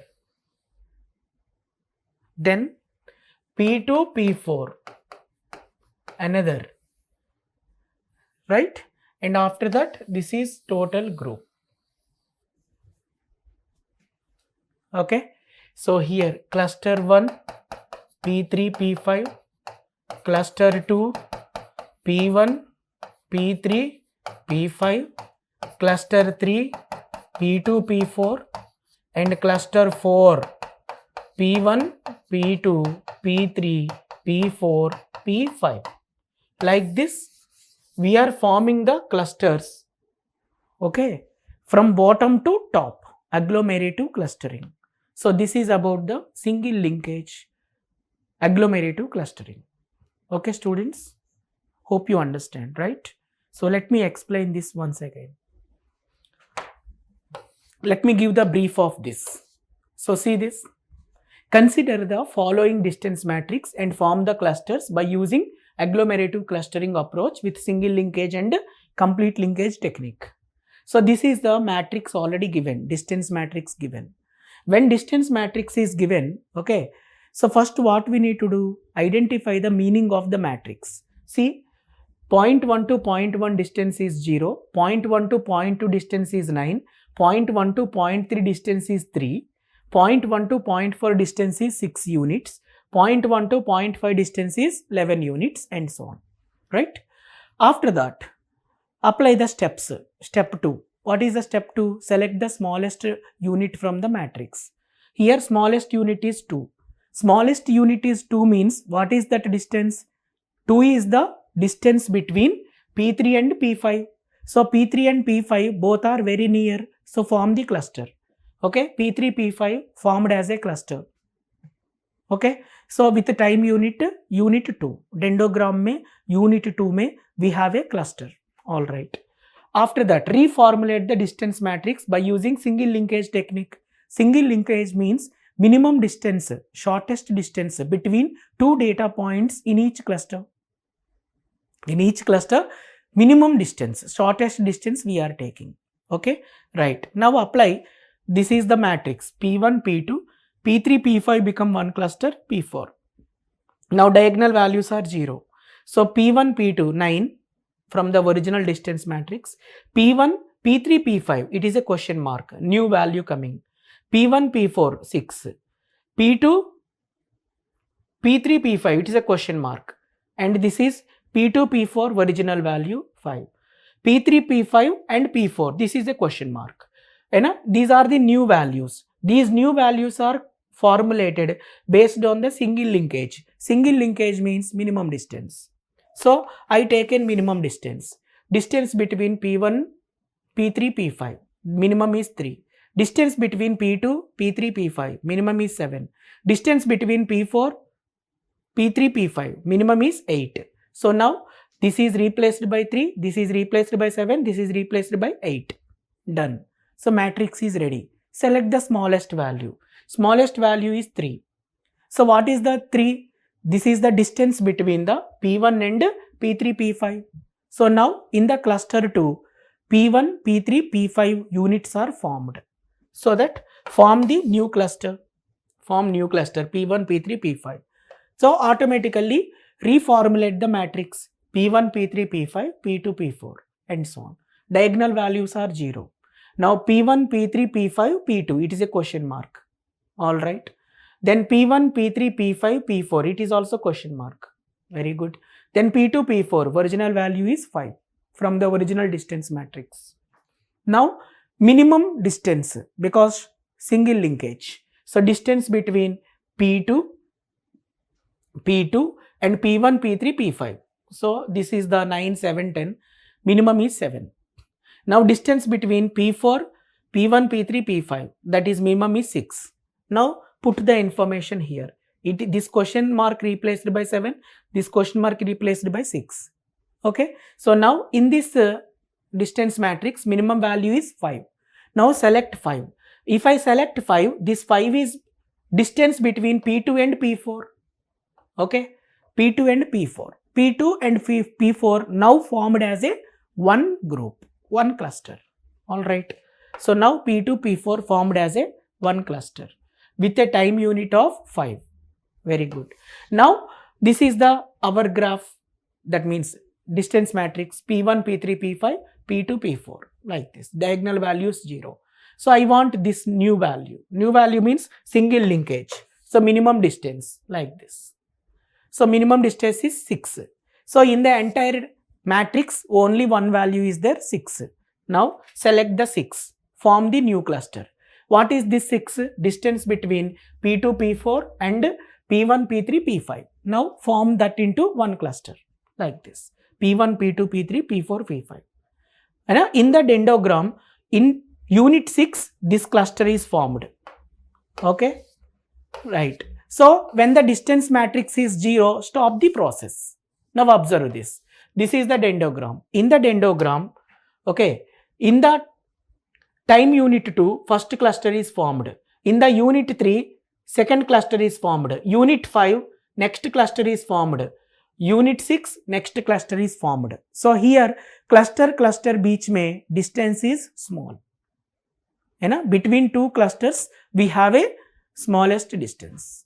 That is the single linkage. I hope you understand, right? Any doubts? So like this you may form the clusters, bottom to top approach. This is the order. First cluster में P3, P5 is there. Second cluster में P1, P3, P5. Third cluster में P2, P4. Fourth cluster में P1, P2, P3, P4, P5. Total 4 clusters are formed. Okay, students? I hope you understand this method, single linkage method. Now, your practice, you may take any distance matrix and apply this procedure. Whatever the procedure I executed, you do that for the best practice. Okay? All right. I hope copying done, right? I am showing you the screens. Once again, verify that.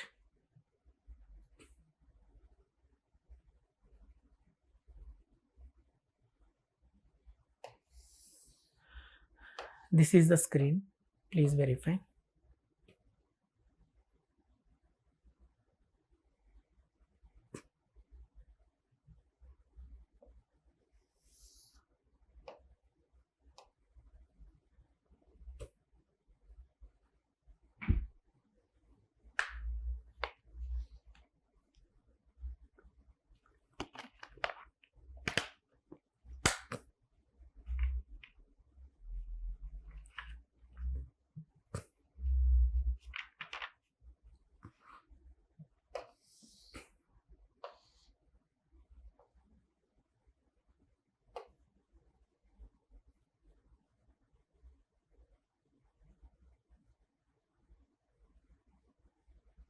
Okay.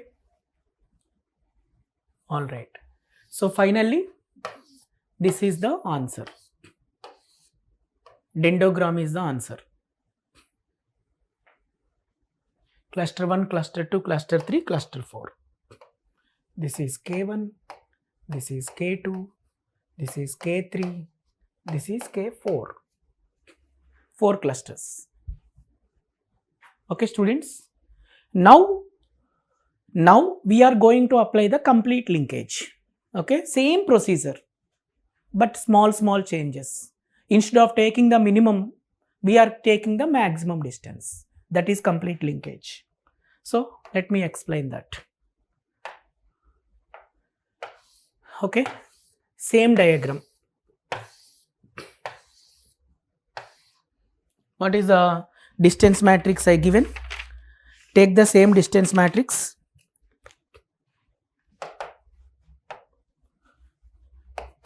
P1, P2, P3, P4, P5. P1, P2, P3, P4, P5. Okay. So diagonal values are 0. Same point distance is 0. Okay. Next values already given. 9, 3, 7, 6, 5, 9, 11, 10, 2, 8. Like this I given the matrix. Now same procedure आपको पता है. First select smallest value. That is what? In this smallest unit is 2. And form the cluster. So here smallest distance is present between P3 and P5.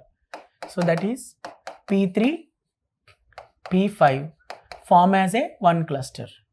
So now if you see the dendrogram is like this, right? 0, 2, 3, 4, 5, 6, 7, 8, 9, 10, 11. Like this dendrogram present. Now here P1,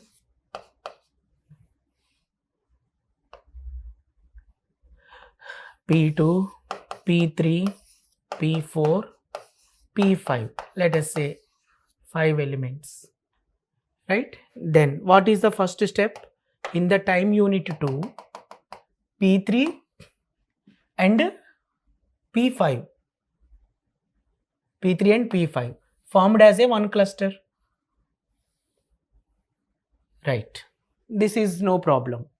And second is what? Reformulate the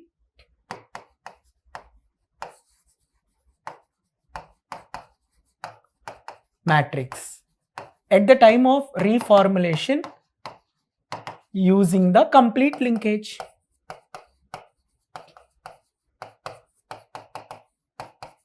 Complete linkage technique. This is the concept. Complete linkage technique now we are using. That is the maximum distance between the data points in each cluster. Right? Now what is this?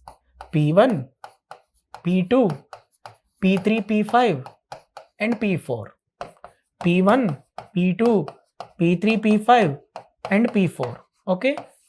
Diagonal values are same, 0, because of point to point. Same point distance is 0. And remaining points distance we need to calculate. Okay. So see this. P1 to P2. Original distance is 9. P1 to this is a question mark. And P1 to P4 distance is 6. Alright. Then P2 to P3, P5, this is a question mark. Then P2 to P4 is 5 from the original distance matrix. Then P3, P5, P4, this is a question mark. Now we need to reveal the question mark by using complete linkage. Complete linkage means what? Maximum. Dekh now. So maximum distance D maximum between what? D maximum between what? P1 and P3, P5. Okay. So that is maximum of distance between P1, P3, distance between P1, P5. Bolo. P1, P3, P1, P3, 3 and P1, P5, 11. So this is what? Maximum of 3, 11. So what is the maximum value? 11. Now this question mark is changed to 11. See the difference? Single linkage means minimum distance. Complete linkage means maximum distance. Alright. Next bolo. Distance between what? P2, P3, P5. So here. Distance between D max between P2, P3, P5. Now apply maximum of distance between P2, P3. Distance between P2, P5. That is maximum of P2, P3. P2, P3, 7. P2, P5.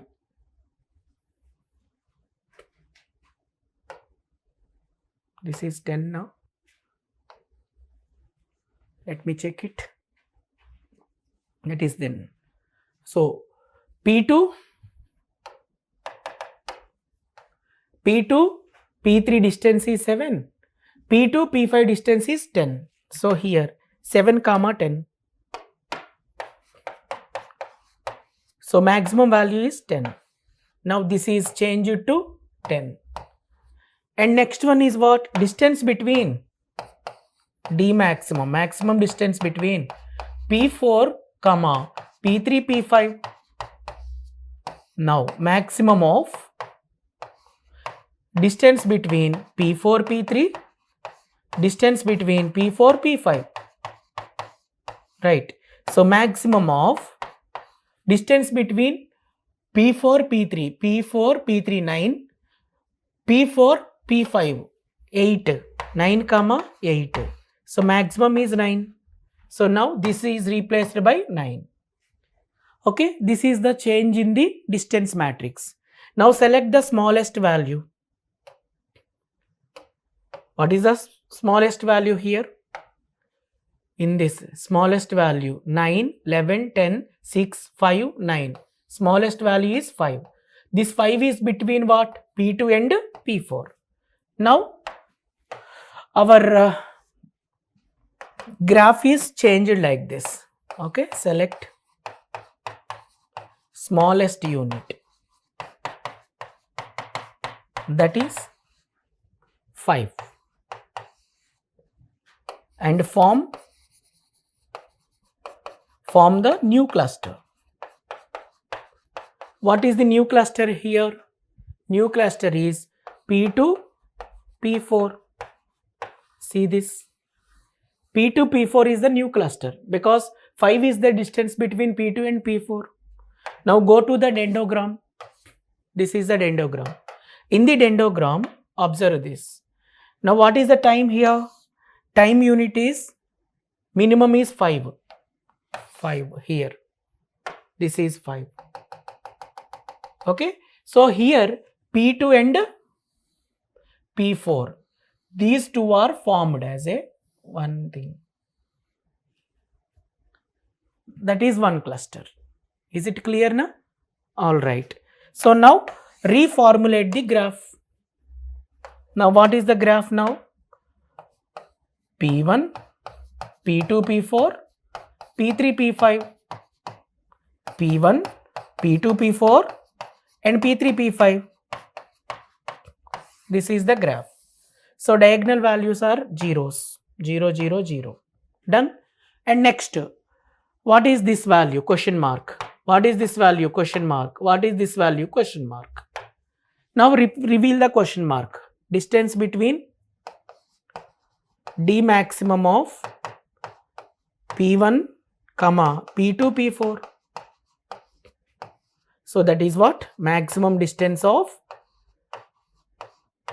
P1, P2, P1, P4. According to the original matrix, P1, P2, P1, P2, 9, P1, P4, 6, 9, comma 6. This is max of 9, comma 6. So that is maximum is 9. So straight away, this one is changed to 9. Okay. Now, P1, comma P3, P5. Now, distance D max of P1, comma P3, P5. Now, maximum of distance between P1, P3, distance between P1, P5. This is maximum of, okay, P1, P3 distance is how much? P1, P3. P1, P3 distance is 3 and P1, P5 distance is 11. Okay. So here 3, comma 11. So maximum value 11. Now straight away this is changed to 11. Alright. Now P2, P4 distance. We want now distance D max distance of P2, P4, comma P3, P5. Okay. I want maximum distance because complete linkage. So distance between P2, P3, distance between P2, P5, distance between P4, P3, distance between P4, P5. Okay.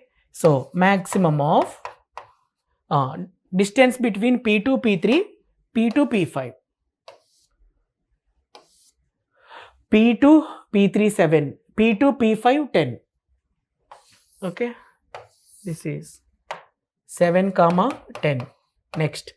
P4, P3, P4, P5. P4, P4, P3, 9. P4, P5, 8. 9, 8. 9, 8. Okay. So maximum value kya hai? 10. Now this question mark is replaced by 10. Now this question mark replaced by 10. Now select the smallest data. Smallest data 10, 11, 9. So 9 is the smallest one. Form the cluster. Now here select the smallest unit and form the cluster. What is the cluster here? 9 means distance between P1 and P2, P4. So P1, P2, P4. Now this is the new cluster. P1, P2, P4 is the new cluster. What is the time here? Unit is 9. So in the dendrogram, unit 9 में, in the dendrogram, unit 9. So here new cluster is formed. What is the new cluster? P1, P2, P4. That is the new cluster, na? Verify that. P1, P2, P4. Yes. So here P1, P2, P4. Yes. This is the cluster. Got the point? Cluster is formed. Bottom to top approach. Then automatically what will happen? Our diagram will be changed. Form the new distance matrix. So P1, P2, P4, then P3, P5. P1, P2, P4 and P3, P5. Correct? So now diagonal values are zeros. Correct? Then this is, what is the value of this? This is a question mark now. We need to take the distance. Okay. So distance of, maximum distance between P3, P5, P1, P2, P4. That is maximum of distance between P3, P1, distance between P3, P2, distance between P3, P4, distance between P5, P1, distance between P5, P2, distance between P5, P4. Okay, this is maximum. Simple thing is this.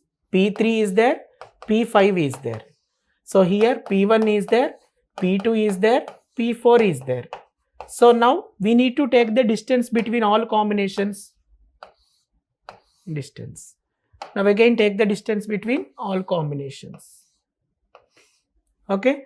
So in this distance we are taking the maximum. Why we are taking maximum? Because of it is a complete linkage. Maximum distance we want. Complete linkage means maximum distance.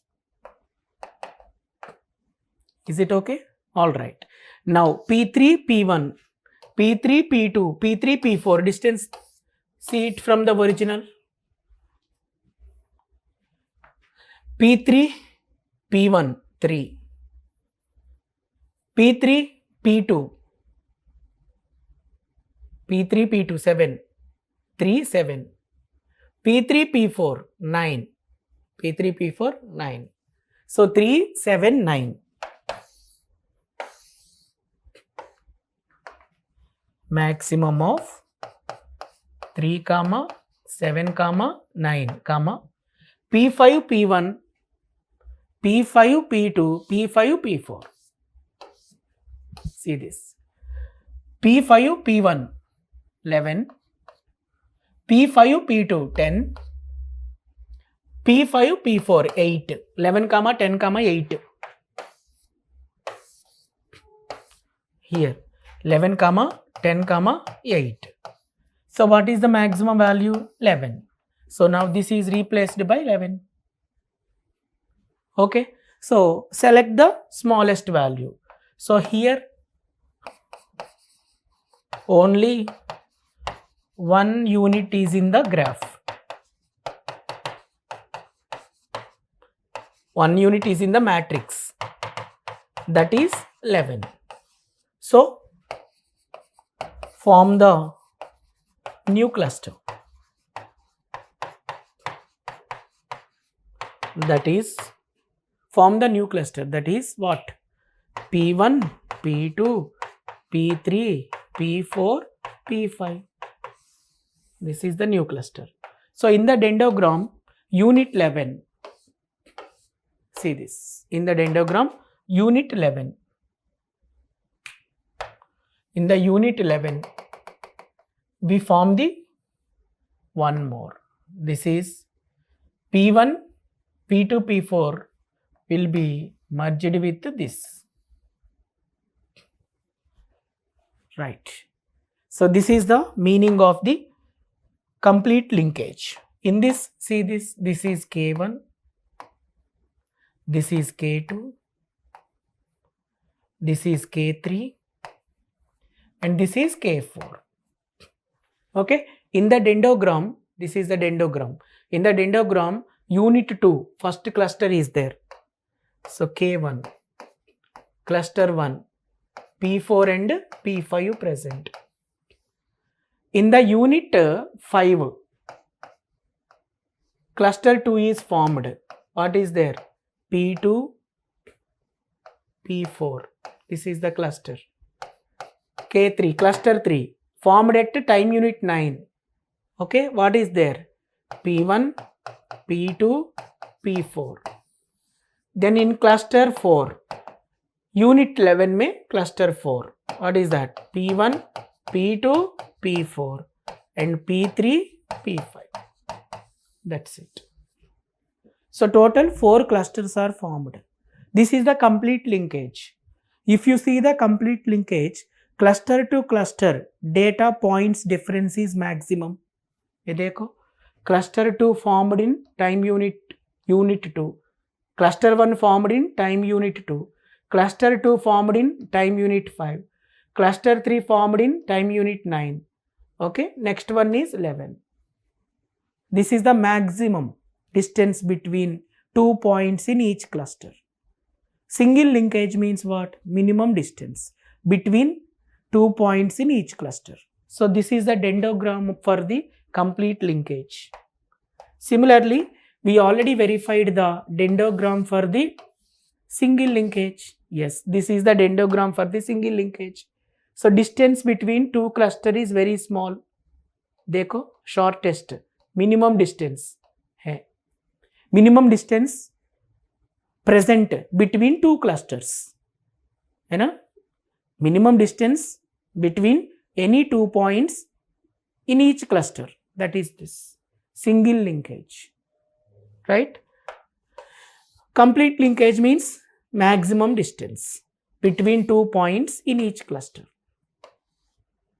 Okay, now I am showing you the procedure once. You just copy it quickly.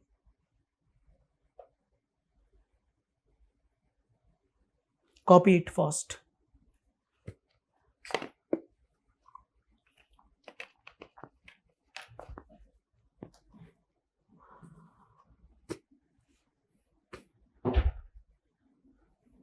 Copy it quick.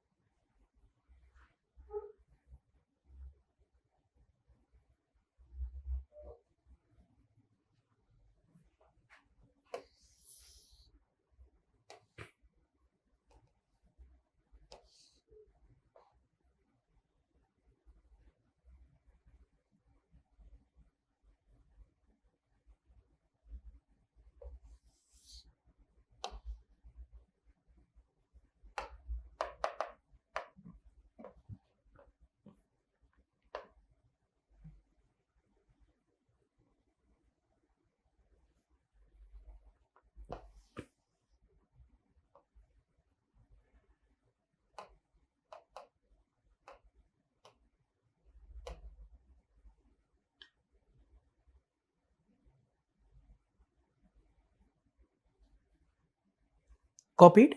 Yes. I hope you understand the concept of agglomerative clustering. In the agglomerative clustering, bottom to top approach, okay, so that we are taking the data points and grouping them into clusters in a manner of bottom to top approach by using single linkage and complete linkage. Single linkage takes the shortest distance between data points in each cluster. Then complete linkage takes the longest distance between data points in each cluster. Okay, students, I explained both the things by using the example. Okay, concept is one thing. When we analyze the concept with numerical, the concept comes into the clarity, more clarity, and a more pictorial representation. All right. So in the exam, they may ask the question like this: what are the points grouped in cluster 1? What are the points grouped in cluster 2? What are the points grouped in cluster 3? What are the points grouped in cluster 4? How many clusters are formed? Correct? By using single linkage and by using complete linkage. They may ask any question. But in the exam, they are not giving the big matrix. If they give big matrix, if you want to find out this, it will take more time. So in the exam, they will finalize the questions, formulate the questions according to the weightage and time slots. So you don't worry about that. So when you solve the questions like this, if you practice the questions like this, then exam questions become very easy. I hope you understand the concept. Is it clear or not? Single linkage and complete linkage in the agglomerative clustering, bottom to top clustering. Okay, I hope you understand, right? Perfectly. No doubts. Very good. Now you take your own distance matrix and apply the same procedure which I explained to you. Then you may get the complete perfection. Okay, practice accordingly. Okay, students. Now we are going to see another question which is related to the agglomerative clustering only. Now take that question. Question is, consider the following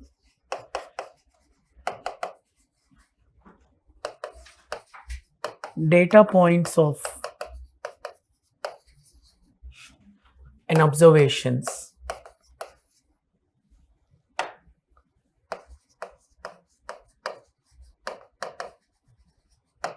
Consider the following data points of an observations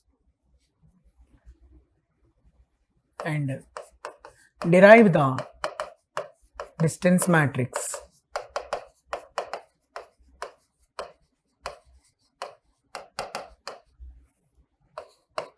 So here observation x, y. Okay, observation P1, P2, P3, P4, P5. So 1, 2, 4, 6, 8. 4, 6, 8, 10, 12.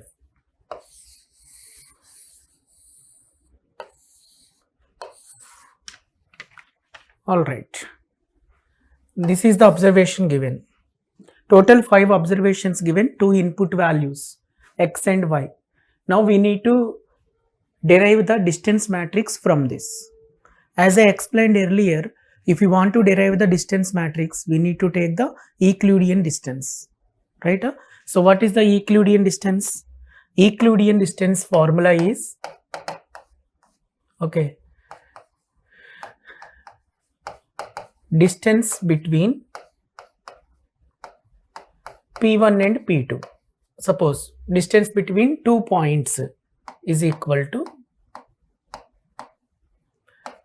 square root of, so here x1 minus x2 whole square plus y1 minus y2 whole square. This is the point. If we are taking the distance between P1 and P2, use this. Suppose we are taking the distance between P1 and P3, then x1 minus x3 whole square plus y1 minus y3 whole square, and so on.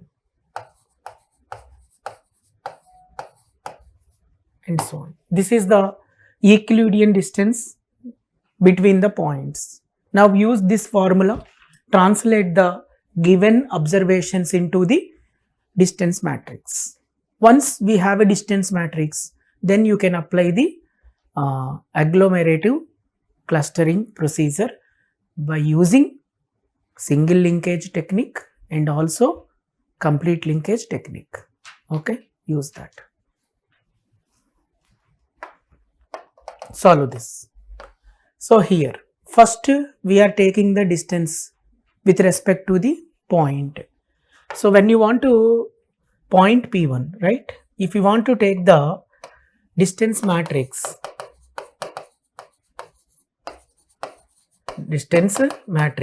see this, how many points are there? P1, P2, P3, P4, P5.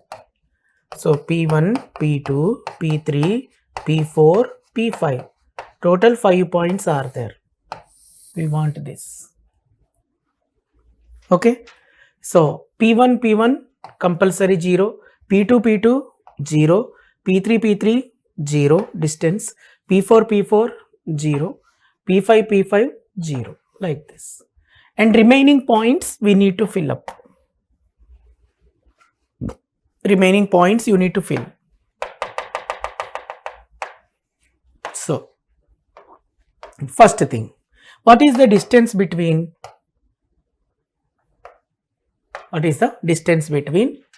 D of Euclidean distance between P1 and P1? So this minus this, that minus that, 1 minus 1, 4 minus 4, you know? So 0 0 itself 0, right? Right. Therefore P1 and P2, distance between P1 and P2, this is equal to square root of x1 minus x2 whole square plus y1 minus y2 whole square. Now substitute this, square root of x1 1 minus 2 whole square plus 4 minus 6 whole square. So this is 1 square plus minus 2 whole square, square root. So what is the answer? Square root of 5. This is equal to 2.23. So now this is 2.23. Right? Next, distance between P1 and P3. Same procedure. Square root of x1 minus x3 whole square plus y1 minus y3 whole square. Now substitute. X1 value is 1 minus 4 whole square plus 4 minus 8 whole square.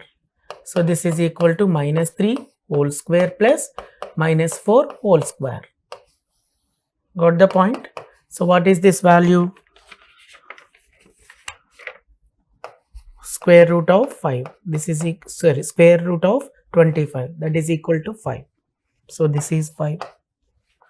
Next, distance between P1 and P4. Apply that. Square root of x1 minus x4 whole square plus y1 minus y4 whole square. Right? Now 1 minus 6 whole square plus 4 minus 10 whole square. So what is this value?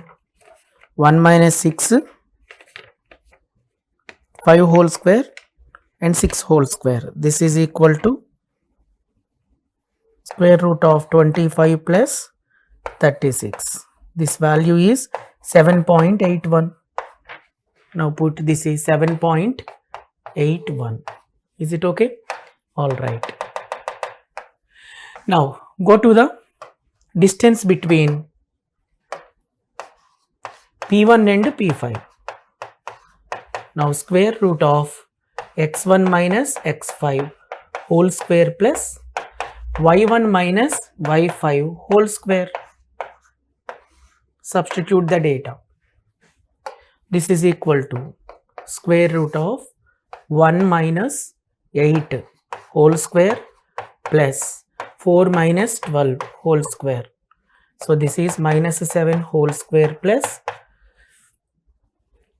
this is minus 8 whole square, square root of. Then what is the value? Calculated value is 10.63.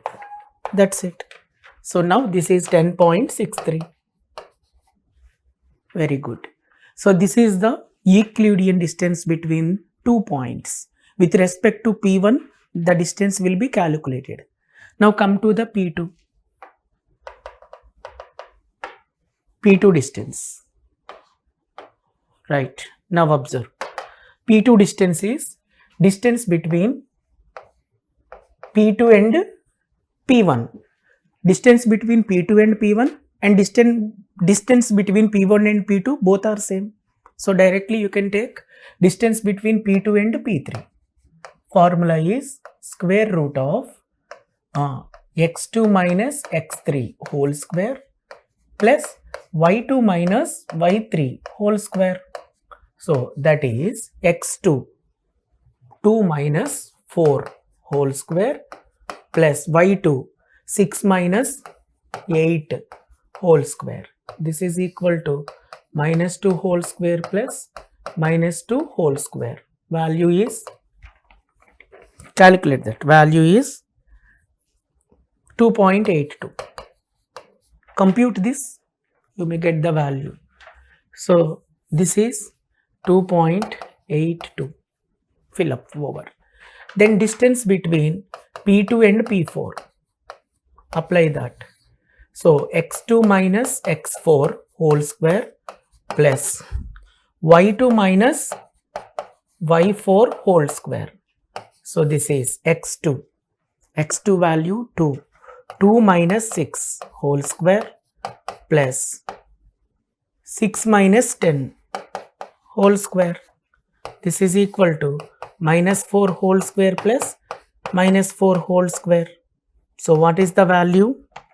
P2, P4, 5.65. Compute that. 5.65. Clear? Similarly, distance between the P2 and P5. Calculate that. Square root of x2 minus x5 whole square plus y2 minus y5 whole square. Apply this rule. This is equal to square root of 2 minus 8 whole square plus 6 minus 12 whole square. This is what? Minus 6 whole square plus minus 6 whole square. Calculate this. So computational value is 8.48. Now apply this, 8.48. Calculate that. So now this is the distance between P2 to P3, P2 to P4, P2 to P5 according to the given inputs of the observations. Right? Then now what we need to do? P3 point of view. Right? Come to the P3. See, distance between P3 and P4 because of distance between P3, P1, P1, P3 same. Distance between P3, P2, P2, P3 same. Now we are taking distance between P3, P4.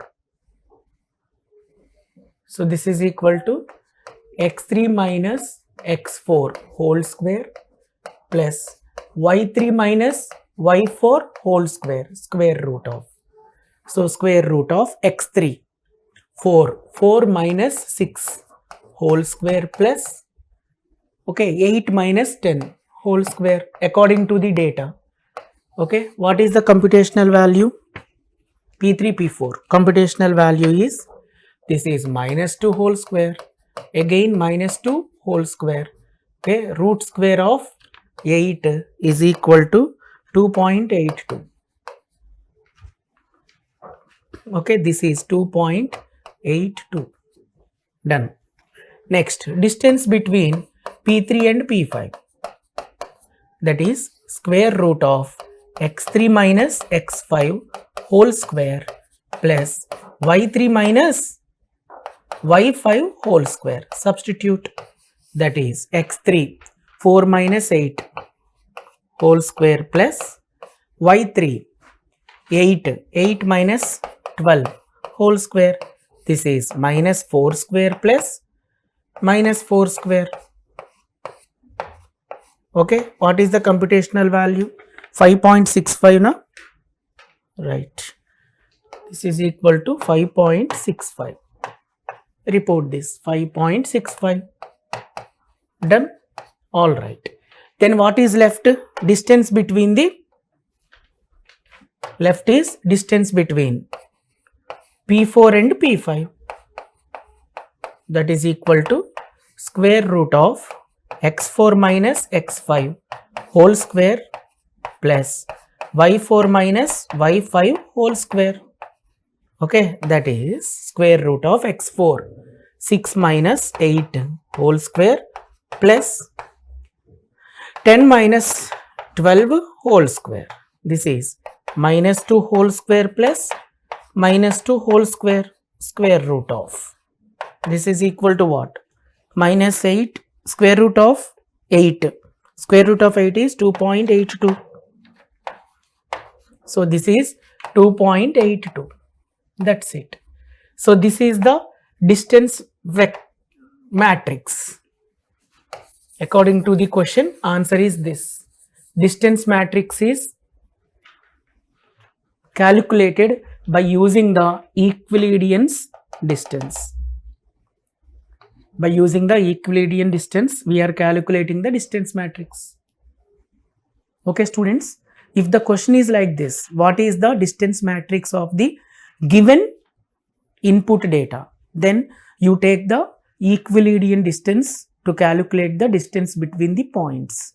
So 0.1 to 0.1 distance is 0, 0.1 to 0.2 distance is 2.23 units, 0.1 to 0.3 distance is 5, 0.1 to 0.4 distance is 7.81 units, 0.1 to 0.5 distance is 10.63 units, and so on. Okay, so remaining procedure you know. Once you have a distance matrix, take the smallest unit, form the cluster. Later, reform the distance matrix either by using single linkage technique or complete linkage technique that we already calculated in the previous portion. So apply the same procedure to this distance matrix. So you may get the clusters. Okay, so this become a practice question for you. Therefore, apply the single linkage and complete linkage technique on this distance matrix and calculate the clusters. How many clusters are formed? Compute it. Copy the solution. I hope you understand this. Very simple concept.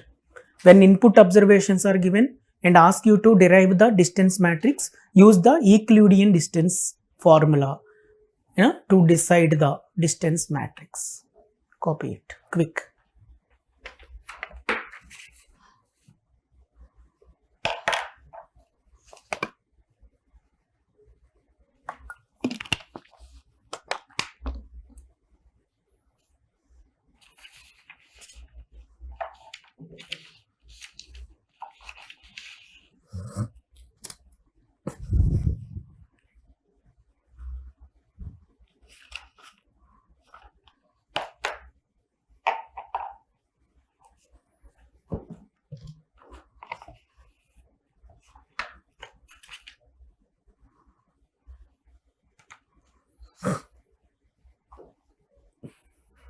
Completed copying.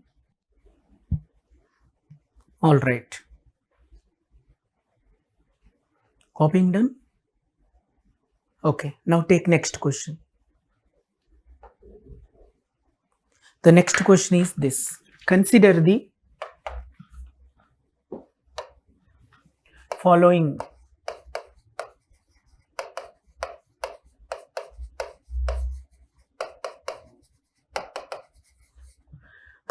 distance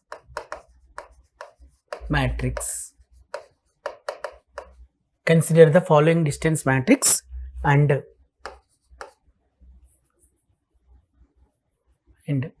form the clusters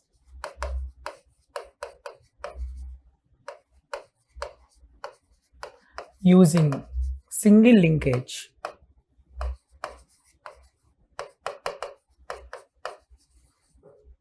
technique in the agglomerative hierarchy.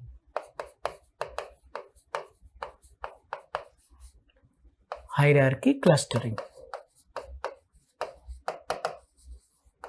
Consider the following distance matrix and form the clusters using single linkage technique in the agglomerative hierarchy clustering. Okay, take this.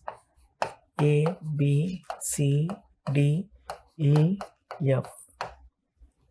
A, B, C, D, E, F. Now take it.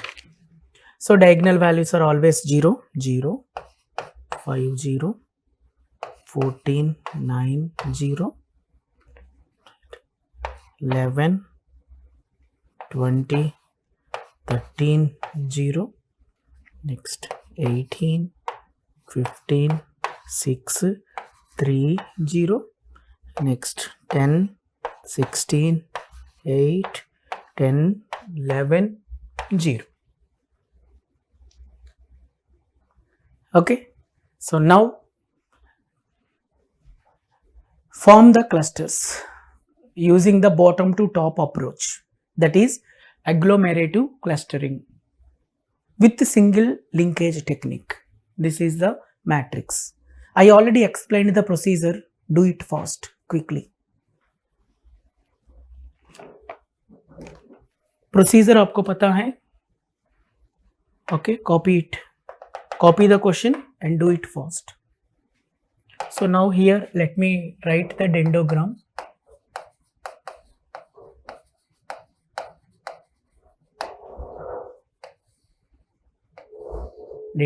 Here maximum unit is 20.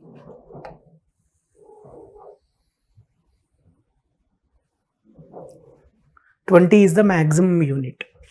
So 0, 1, 2, 3, 4, 5, 6, 7, 8, 9, 10, 11, 12, 13, 14, 15, 16, 17, 18. God. 18, 19, 20. This is the dendrogram.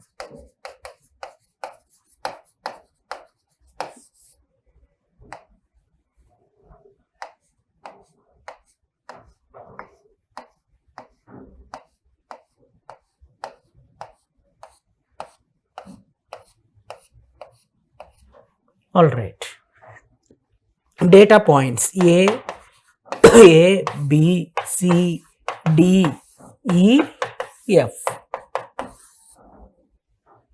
As I already explained earlier, in the classroom, I always gives you the worst case of the scenarios. You know, complex questions, big questions, lengthy procedures. We are going to analyze in the classroom. So in the exam, they will formulate the optimized questions. Okay, all right. Now, first thing is what? In this question, first point is what? We are selecting the smallest number. Select smallest unit. That is, what is smallest number here? Excluding the 0. Smallest is 3. That means distance between D and E is 3. So form the cluster.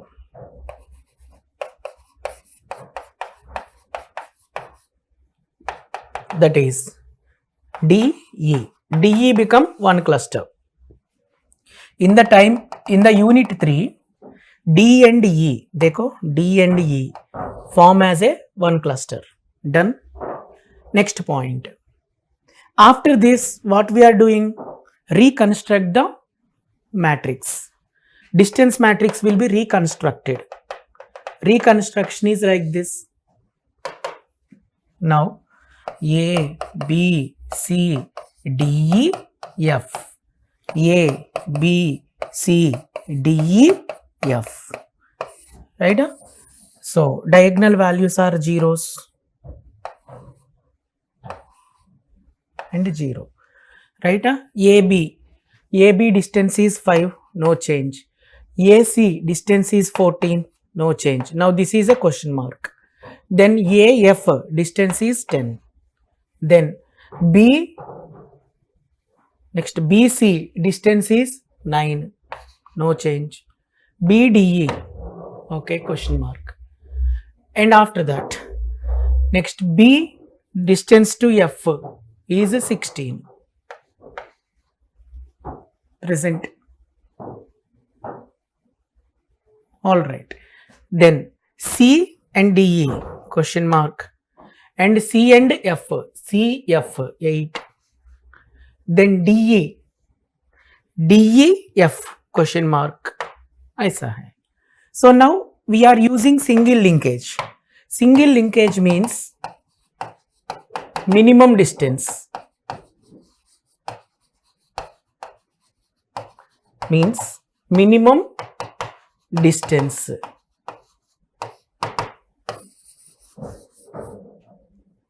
between 2 points calculated. Okay, minimum distance between 2 points. So here is what? Distance, minimum distance of A comma DE. Okay, so that is minimum of AD that is 11 comma AE that is 18. So minimum should be 11. So put 11 in place of question mark 11. Then minimum of B comma DE, right? So minimum of bolo BD, B and D value 20 comma B and E 15. So minimum is 15. So straight away this question mark change it to 15. Next, minimum of C and DE, C comma DE, that is minimum of CD, C and D 13, C and E 6, 13 comma 6. So that is 6 only. Now this is replaced by 6. Next, minimum of ये क्या? F comma D, that is minimum of FD, F and D, F and D, yes, this one 10, then F and E 11, 10 comma 11, this is equal to 10, minimum is 10. Now this question mark change it to 10. Got the point? So in the exam, GATE exam, they may give these question marks and ask you to decide what is the value of that question mark also. In a small questions, point of view. They may formulate anything. That's what you need to follow all the steps. Fine. So after this completion, what you need to do? You need to select the smallest value. What is the smallest value here? 5, 14, 9, 11, 15, 6, 10, 16, 8, 10. So 5 is the smallest. So what is the link here? A and B. AB link is 5. So now select small value, small unit, that is 5. Cluster is AB. Okay, dendrogram. See the dendrogram? Here time unit is 5. So here A and B both are formed as a clusters. Alright. So now again what is happened? our diagram will be changed like this. So what is this? AB, C, D, E, F. AB, C, D, E, F. Okay. So diagonal values are zeros. 0, 0. Okay. Distance between the same point is 0. Alright. Now this is a question mark and this is a question mark. This is also question mark. And C, D, E, this is question mark. C and F. C and F. F and C, 8. That is already present. 8. Then D, E, F. This is a question mark. Alright. So now what we need to do? We need to take the minimum distance. Observe. Minimum distance. Minimum of C comma AB. Okay. Minimum of CA, CB. देखो C, CA 14, CB 9. Okay. 14 comma 9. This is equal to 9. So now this is changed to 9. Next, minimum of DE comma AB. So now minimum of bolo DA DB. First check DA DB. DA 11, DB 20. 11 comma 20 comma EA EB. EA 18, EB 15. 18, 15. 18, 15. So minimum is 11. So this will be replaced by 11. And after that, ABF, minimum of F comma AB. So minimum of FA, FB. Diagram देखो. FA 10, FB 16. 10 comma 16. So this is equal to minimum. Minimum means 10. So now this is replaced by 10. Okay. Now minimum of C comma DE. Okay. So minimum of CD CE. Take now. CD 13. CE 6. 13 comma 6. This is equal to 6. Now this is changed to 6. Minimum of CD CE. Okay. CD DC TE. CD CE over. Next क्या है? Minimum of, this is the procedure na, DEF. Minimum of F comma DE. This question mark I want. So minimum of FD FE. Now go to the original distance matrix. FD FE. FD 10, FE 11. 10 comma 11. 10 comma 11. So minimum value क्या है? 10 है. So this is replaced by 10. Alright. Now remaining procedure you know already. Select the minimum value 9, 11, 6, 10, 8, 10. So minimum is 6. Okay. Between what? C and what is that? C and DE. So here select minimum. Select small unit. That is 6. Cluster is new cluster CDE. New cluster. Now see the dendrogram. Minimum is 6. Time unit is 6. Unit is 6. So here C and DE. Yes, this one. This become a cluster. Got the point, dear students? Clear. So now form the distance matrix again. What is that? AB, CDE, Okay, F, AB, C, D, E, F. Okay, diagonal values are zeros, 0. Now this is a question mark, this is also question mark, this is also question mark. So now you need to take the minimum value. So minimum of AB, comma CDE, right? Minimum of follow AC, AD, AE, AC, AC, AD, AE, 14, 11 and 18. 14 comma 11 comma 18.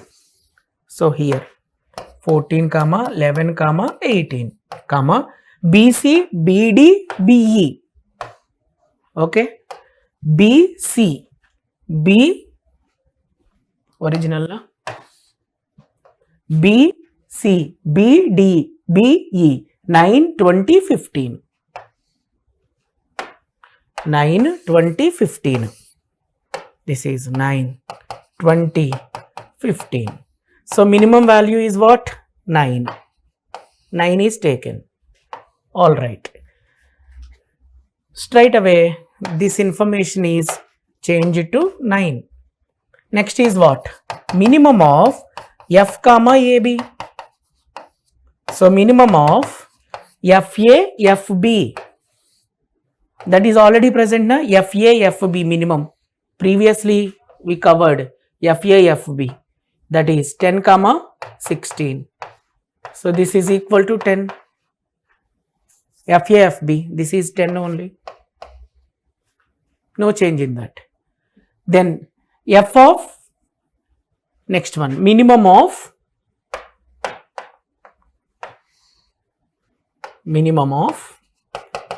F comma CDE. So minimum of FC, FD, FE. FC, FC, FD, FE, 8 comma 10 comma 11.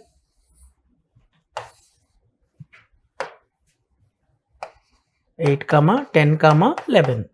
So minimum is 8. Now put 8 here. This is changed to 8.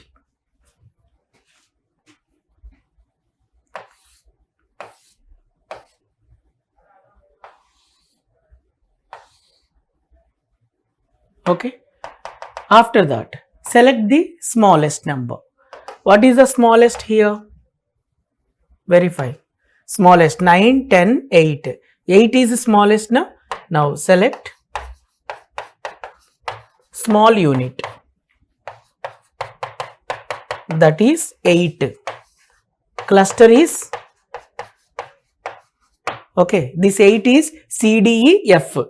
Now cluster is CDEF. Go to dendrogram. Unit 8.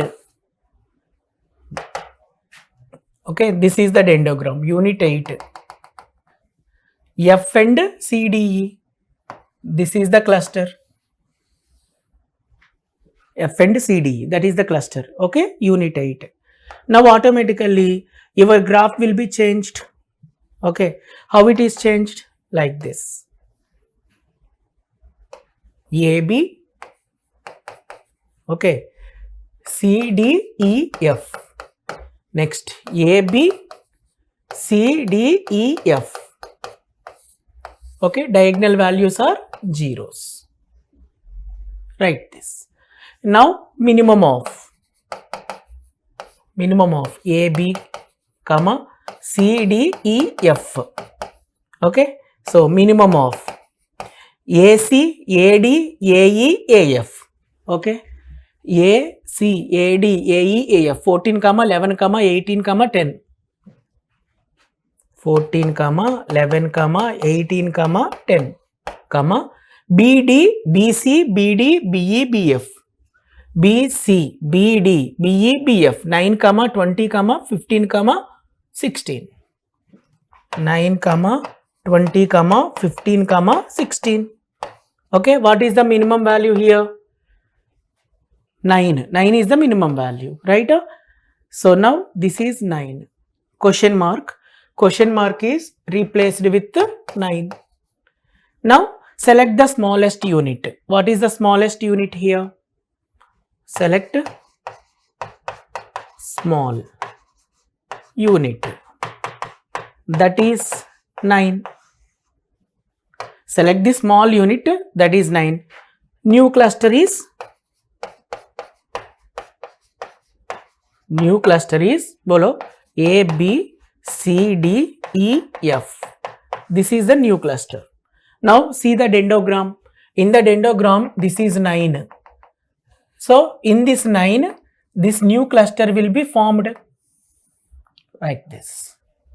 Okay students, this is a single linkage. Therefore, there is a shortest distance present between two data points in each cluster. Each cluster में shortest distance is present. Identify the dendrogram. 3, 5, 6, 8, 9. Okay, same procedure you may use it for complete linkage. In the complete linkage, when you are using, take the maximum distance between 2 points in the each cluster, right? Okay, fine. So total, how many clusters are formed here? Okay, observe this number of clusters. So 3, this is cluster 1. Next 5, this is cluster 2. Then 6, this is cluster 3. Then 8, this is cluster 4. Then 9, this is cluster 5. 9 means cluster 5. So what are the clusters present here? K1 means DE become one cluster. K2 means AB become one cluster. K3 means K3 CDE become another cluster. This is the cluster. All right. Then K4 means below F C D E. This is the cluster, like this we denoted. All right. Now K5 is like this. K5. What you can say? DE, then C, then F.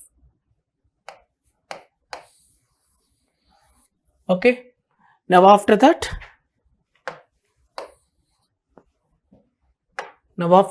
AB is here. Then this become a one cluster. This is the K5. Is it okay? So like these clusters are formed. In the first cluster, DE, 2 points are formed as a cluster.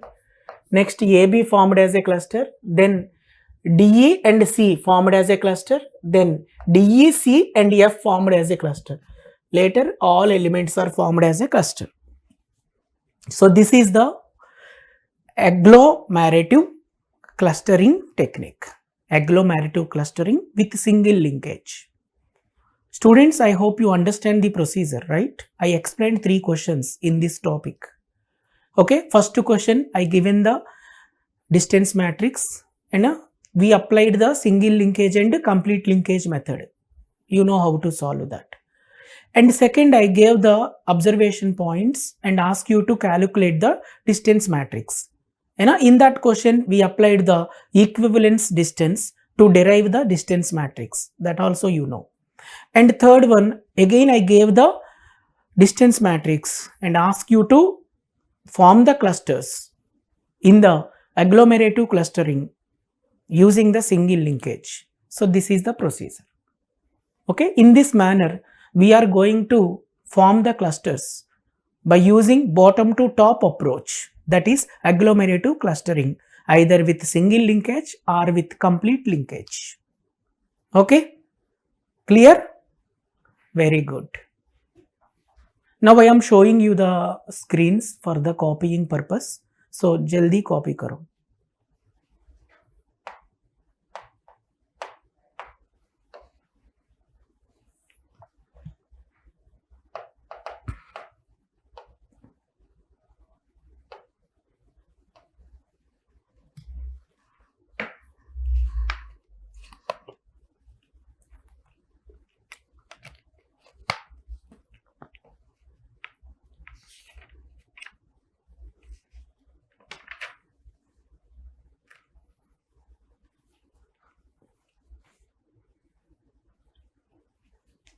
Copied.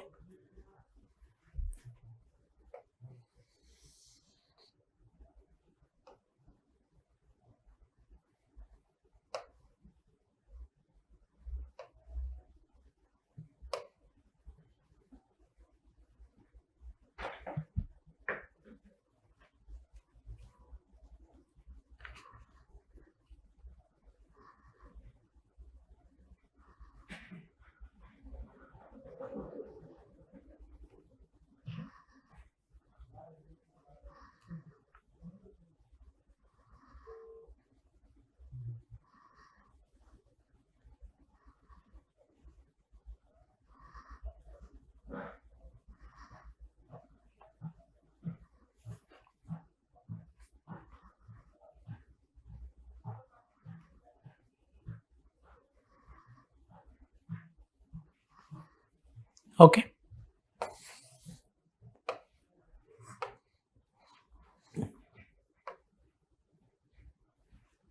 Copy it quick, fast.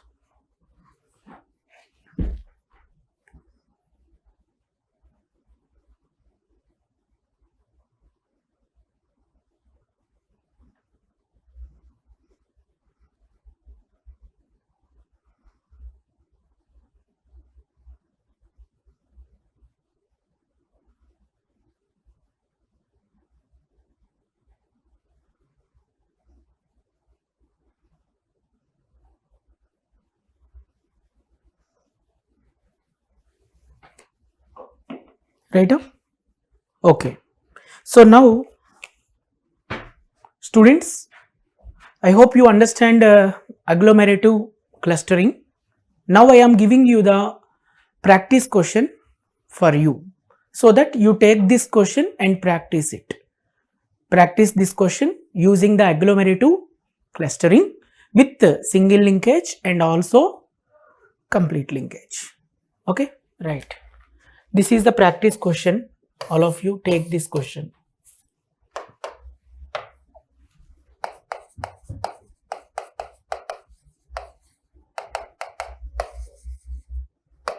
Consider the following observations, following input set, and form the clusters using bottom to top approach.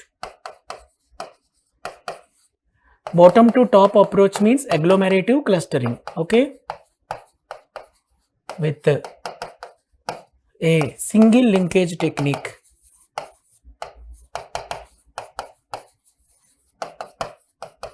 B, complete linkage technique.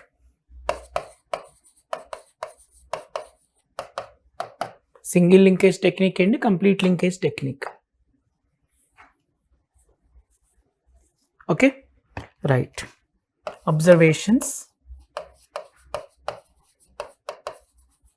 X, Y, P1, P2, P3, P4, P5, P6. 6 observations: 0.4, 0.22, 0.35, 0.26, 0.08, 0.45, then 0.53, 0.38, 0.32, 0.19, 0.41, 0.3. Yes, this is the observation input set. This is the practice question. All of you copy the question.